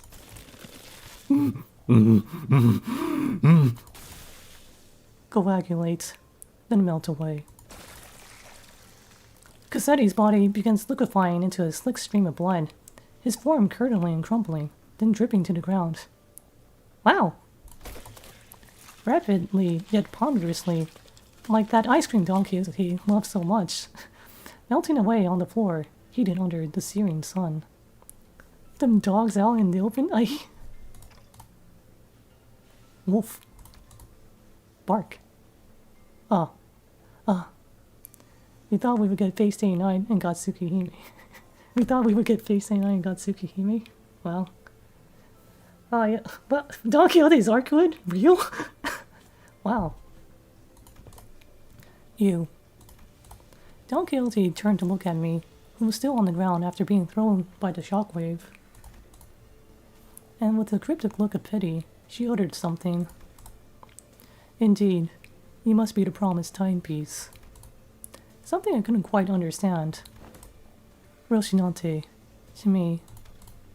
Rocinante, I beseech you. Huh? I carefully reached out, grabbed her shoes, and slipped them onto her bare feet, one by one. Like a princess. Cinderella? One day. She gasped, stumbled, and... I was confused by that image until I got enough energy to finish the last two stages. Dawn? Real? Slumped to the ground. Dawn? Tsukihime? Hey. More lunacy. Oh, there's a spider. Oh, hi, spider. Would you like to watch some Don Quixote stuff? There's a spider on the wall just chilling there.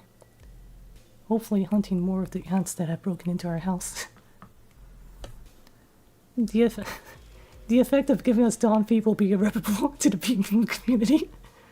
Apparently Dawn not touching potatoes was a hint. Wait, what? Wait, potatoes? Vampires are allergic to potatoes? Wait, what? Huh? Tomatoes? Potato? Garlic? The community was already mind-broken, but they are permanently mentally staggered for sure. Dawn feet? Real? Sam? Uncertain. Oh. Uncertainty. Sometime later. And that's that. Case solved. Easy. Can somebody explain to me what just happened in a way that makes sense? Sam? I knew that the sinners would all be shocked and confused. After all, when they, including Faust and Don Quixote, all came back to life after I rewound the clock. All that remained was the destroyed door to the freight car, and the disgusting, obliterated remains of what was once Cassetti. A lot of people are using Vampire the Masquerade vamp details because of how the Blood Fiends act so far. I guess that would make sense. Well, I guess I have an idea of what kind of vampire Dawn is now. Oh. It's Marcel. Most personnel had lost their consciousness from the mental stress of the prolonged battle against the Blood Fiend. Whatever measure it was that the manager has taken, it can be said that it was appropriate. I guess so. Well, good work, everyone. However, the definition of most personnel excludes 3 individuals. Therefore, it would be most appropriate to direct any questions to them. Wait. Who are those 3? Faust, the manager, and Don Quixote, who is still unconscious. Huh? Really? The 3 of you? Wow, you were spot on. Haha. When did you even have the time to notice that? Oh boy. I have identified the 3 conscious individuals by analyzing their walking cadence and voices, moments before my loss of consciousness. Right, so what's going on with the lass? Why is she still out cold? She appears to be in a state of deep slumber, and as she is not at risk of death, she will be waking up soon. I remember everything, of course. Don Quixote's sudden transformation. How she practically erased the Blood Fiend and its kindred from the world without even moving a finger. Oh, rip Sasha. Oops. Ooh, got a bit of a burp. But I also remember Faust's last words. And please, do note that the other sinners must never hear a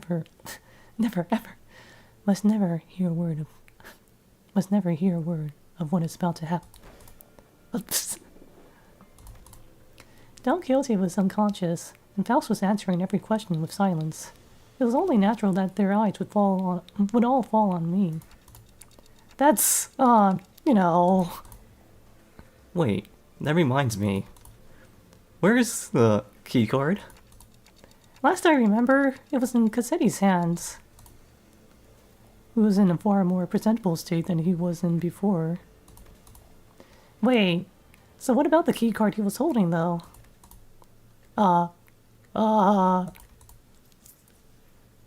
It has been half liquefied.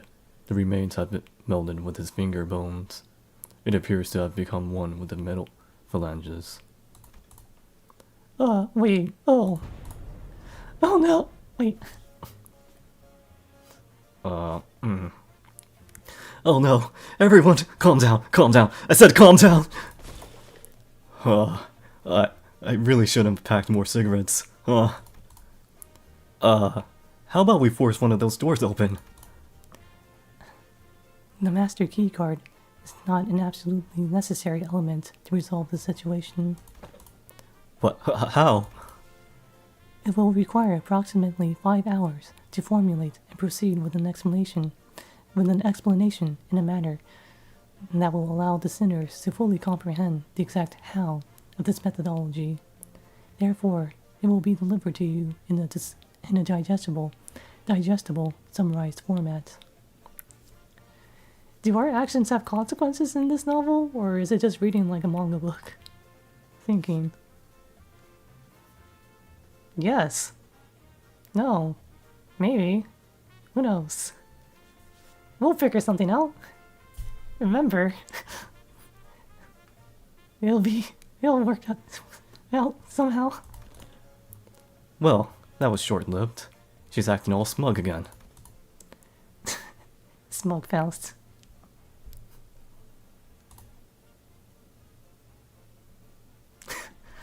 Anyways, we can utilize the back door of Mephistopheles. The steely confidence in her declaration was more than enough to win us all over. So we headed to the corridor, past the back door, Don Quixote slung over one of our shoulders, just carrying Don Quixote like a small child, and arrived at our destination. Oh! Verg! I can't not ask what happened after seeing the state you're all in. Sandy pitter, sandy patter. Grains of sand and seashell-like things fell with every step the sinners took. Someone asked for me.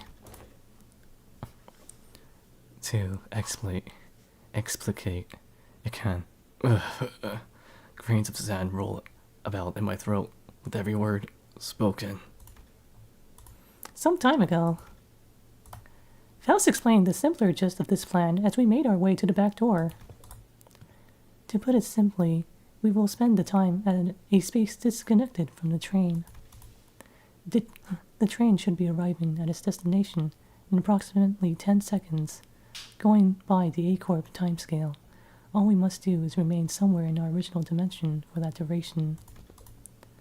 And with that, Faust came to a sudden stop in the middle of one of the corridors. Wait, are you seriously just going to open that door? With how many doors in here? Are you sure that's the right one? Yes, this is the correct door. Its safety is completely ensured. Lass, at least tell us what's past that door. I did not bother verifying that particular information myself. Faust! It is necessary for future endeavors that I gain the experience of encountering something completely unexpected. Expect the unexpected! What? Wait! Faust did not wait for Heathcliff to finish the sentence before jerking the door wide open. Now, please enter through this door. With Faust's stern command, we quickly walked into a building that looked like a derelict, abandoned hospital of sorts. I think we walked into the middle of a sandstorm. Huh? Aren't we supposed to be indoors? What the heck is even happening? I can't even open my eyes. But dude, I got sand in my belt. Wait. Is this a sandstorm? But aren't we inside a building? 5, 4, 3, 2, 1. The sinners blurted out colorful series of complaints, trying to cover themselves in the blasting sandstorm.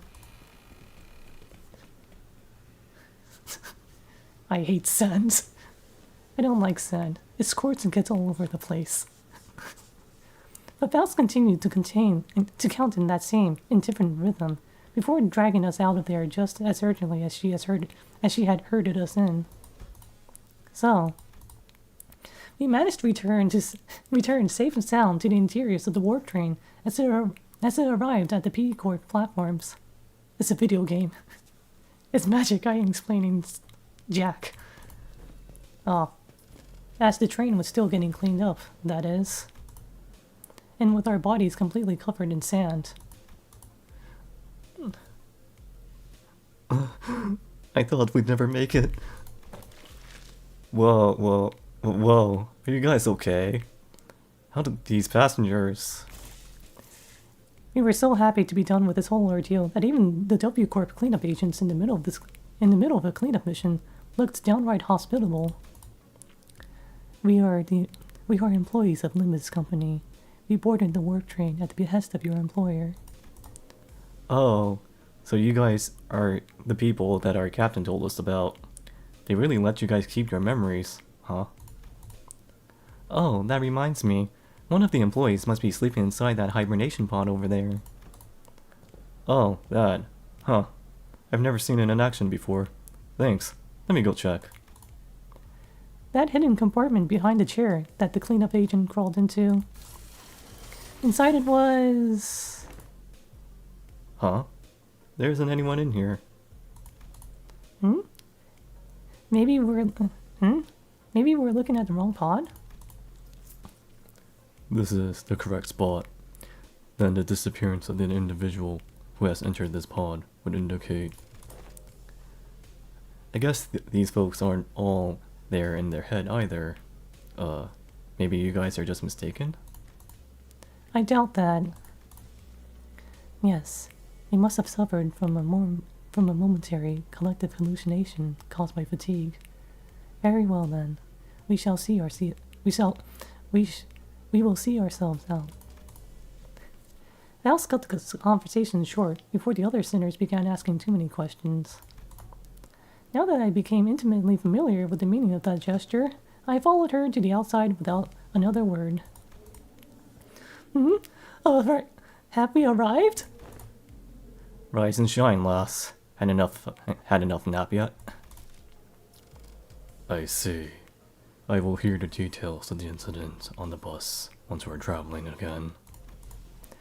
Understood. Any and all relevant reports will be sent to W Corp via LCCA, and... Virgilus was already there when we arrived. He was sharing a conversation with Faust about what went down inside the train. What went down inside the train. With a serious expression. I will now leave with Karan and watch them unfasten Mephistopheles from the train.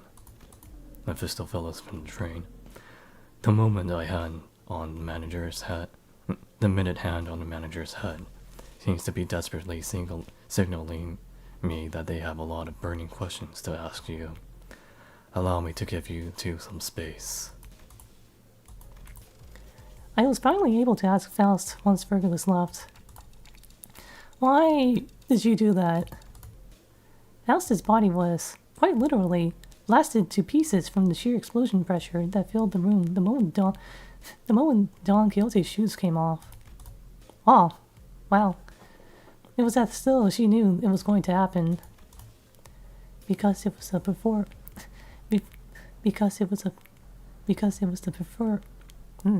Well, I need a drink, hold on. I must hydrate.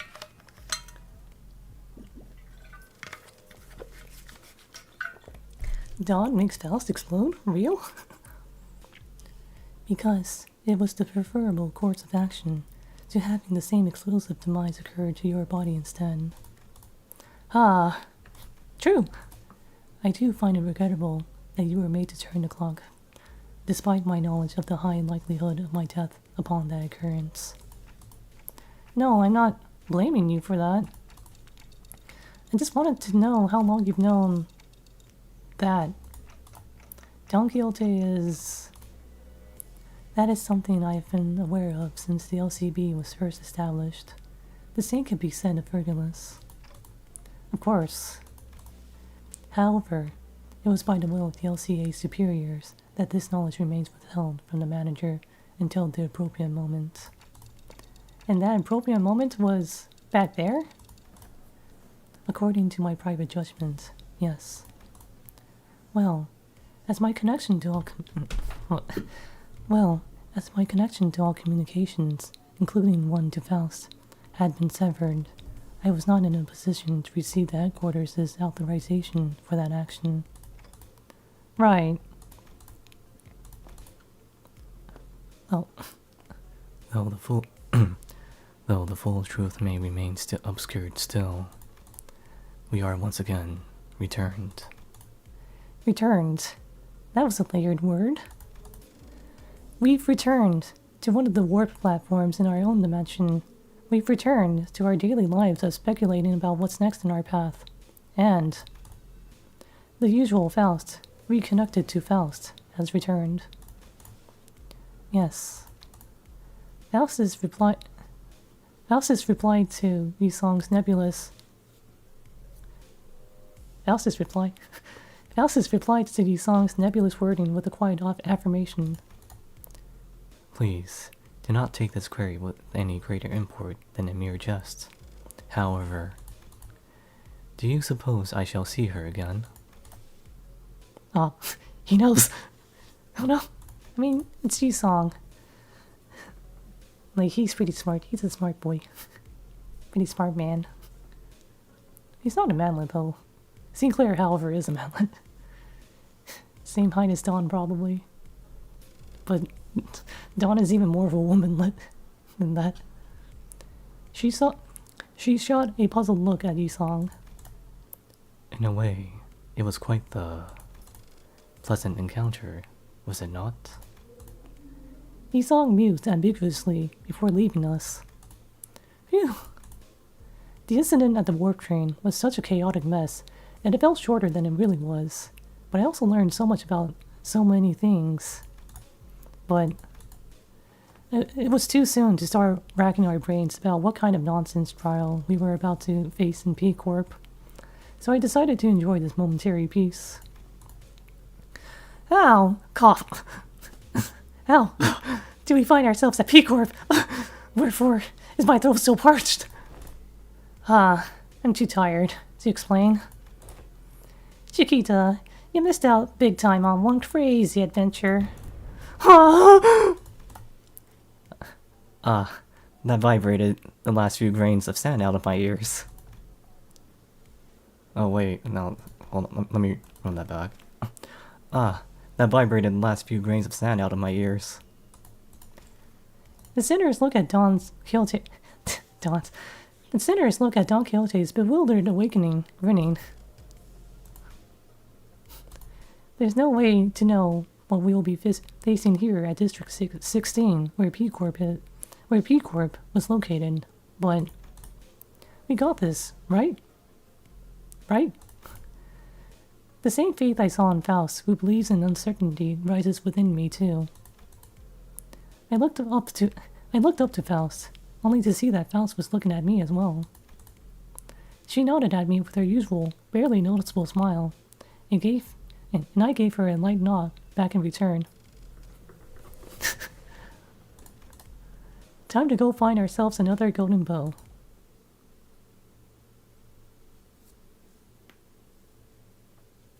Right. And that's it. That's interval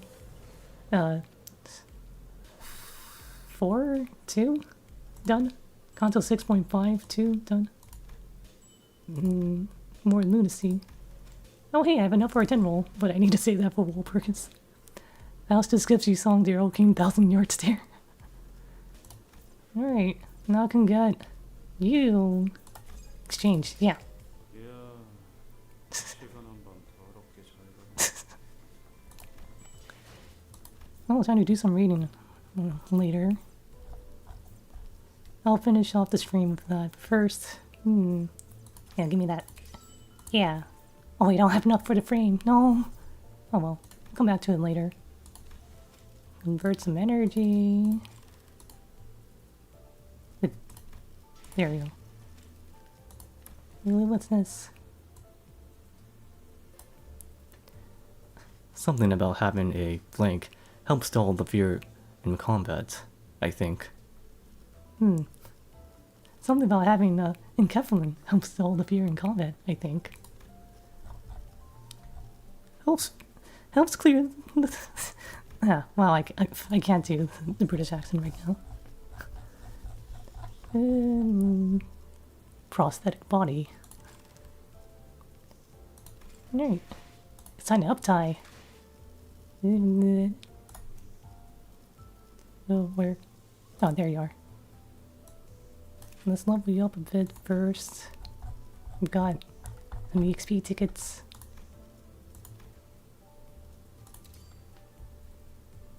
Wow. Alright, there we go. Uptie! Uptie! 뭐야? 이 자식 바람 꿈은 몇 개 생겼다고 벌써 저 세상으로 가버렸는데? Alright, time for some reading.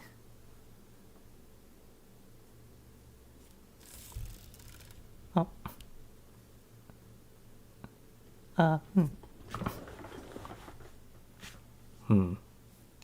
Cliff.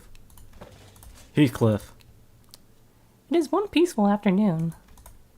The child slowly turns his head to the sign at the voice calling his name. He's been staring blankly at the ceiling for a while.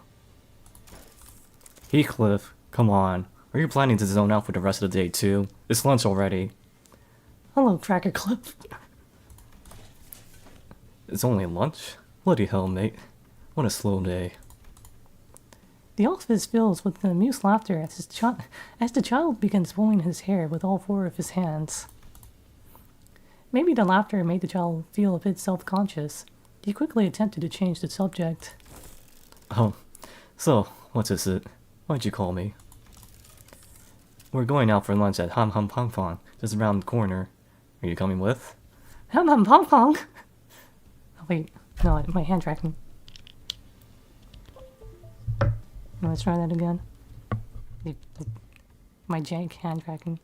Oh, no, my left arm. Come on. Left arm. Oh, come on. Left up. There we go. Yeah, close enough. Alright, no hand tracking. Bye. Nah, I ain't going. Enjoy your lunches, lads. But ham ham pong pong, Heathcliff. Could go for some ham ham pong pong right now, actually. Huh? Really? I thought you loved fish and chips. Their new seasonal menu. I've seen you go for that every lunch for a while. I ain't hungry. Oh, don't tell me. Did you replace your digestive tract with a prosthetic too? Ugh, I could never bring myself to do that. Oi, that ain't it either, yeah? He raises his voice in a burst of frustration before dousing it with a heavy sigh. I've got a lot on my mind today. That's all. Well, then, give us a call if you change your mind. I don't mind picking up one to go for you. Oh, how nice. The co-workers left the building, leaving the child all on his own. With no one left inside the building other than the child himself, the room was completely silent, save for the sound of ticking clock hands. No noise of tapping on typewriters, calculators, or even pens scratching against the paper. Now ain't that a bother. Maybe I should have left my eardrums intact. He absentmindedly rubbed his ears,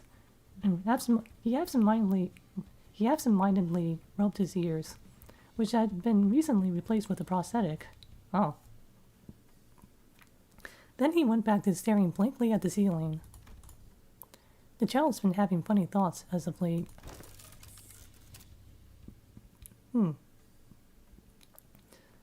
It ain't there anymore. The fun of battle. It's gone. Violence was an old friend of the child, ever since his Backstreet days. But it's never felt this dull.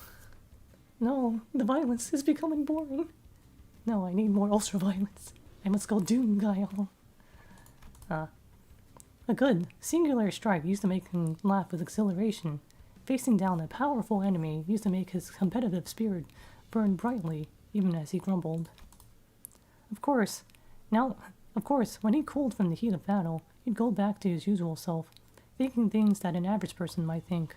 Not wanting to go so far as to kill someone, for example. Or maybe that might have gone a punch too far. Or maybe that he might have gone a punch too far. But he's been getting less and less of those thoughts as of late. The same was true for the day he participated in a contract expedition. You crazy son of a... You almost lost your arm there. Yeah, whatever, mate. I'll just replace it if that happens. Boss lady's got dozens of backup arms at the ready. You must have lost your mind. The child was, as per the terms of the contract, battling a syndicate of the backstreets. Some among them were using prosthetics as well, but most of them had them installed at workshops of dodgy quality, and there weren't that many of them anyway. Most syndicate henchmen reacted with the same horror as they faced the child. Attacks that other fixers would back away from, the kind of sweeping attacks that would help make room for them to momentarily regroup. You daft. Quit stabbing at my arm. You won't ever hit my circuitry where it matters. None of them even fazed the child. Instead, he gladly took the hit and continued to advance closer to his enemies. A destroyed arm, a punctured shoulder, none of that was critical. You could simply replace them within minutes. The child, a fixer with prosthetics, did not care no matter how much damage he took, as long as he had enough cash.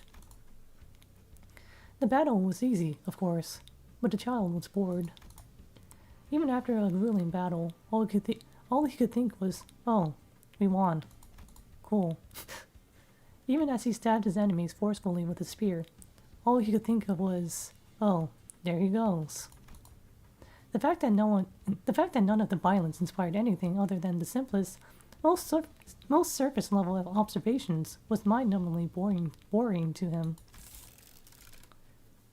Man, back then violence was fun.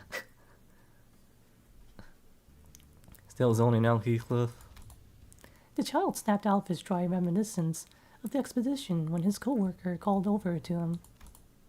The child was about to thank his co-worker for so kindly bringing him a sandwich, but he looked down, noticing his co-worker wildly swinging all four of his arms while pointing at the table.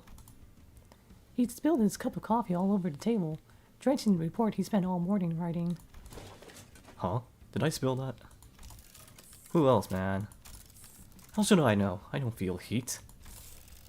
Okay, but isn't that report due today? How are you still okay with losing your entire morning's work? Kraken. More things to waste my afternoon time on. Wow. But the child's face was contorted into a frown. Seeing that, the co-worker quickly pushed the child away from the desk, swiftly cleaned up any surviving documents, removed the cup, and wiped down the table. Wow, his co-workers sure are nice to him.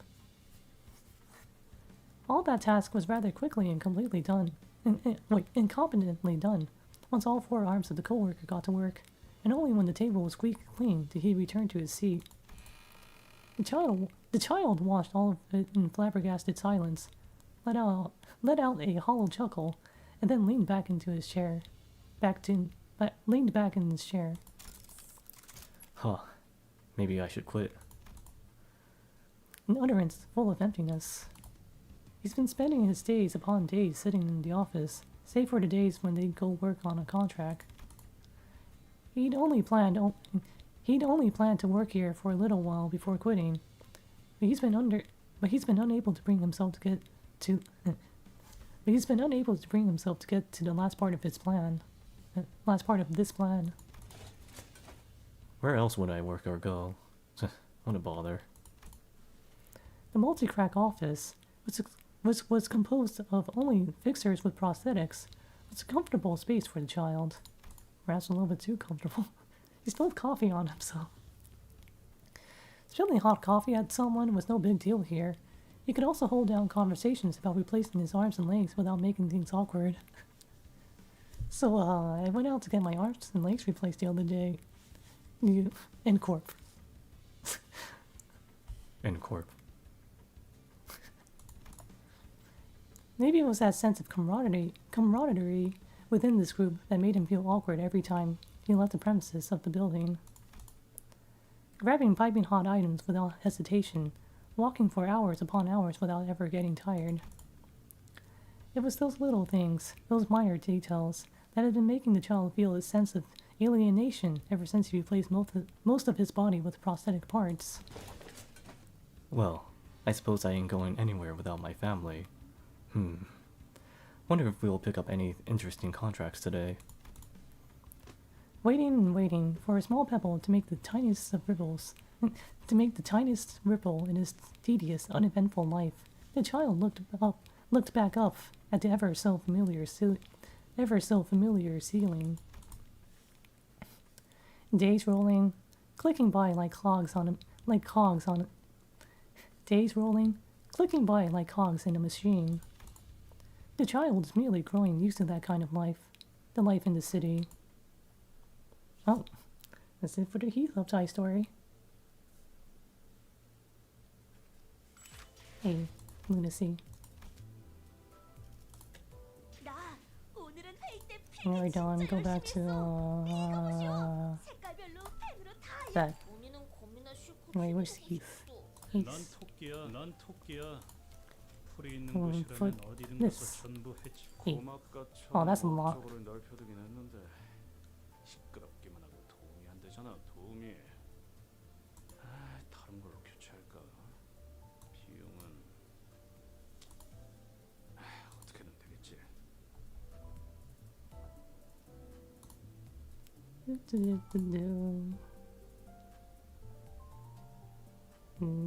What's this? Ah!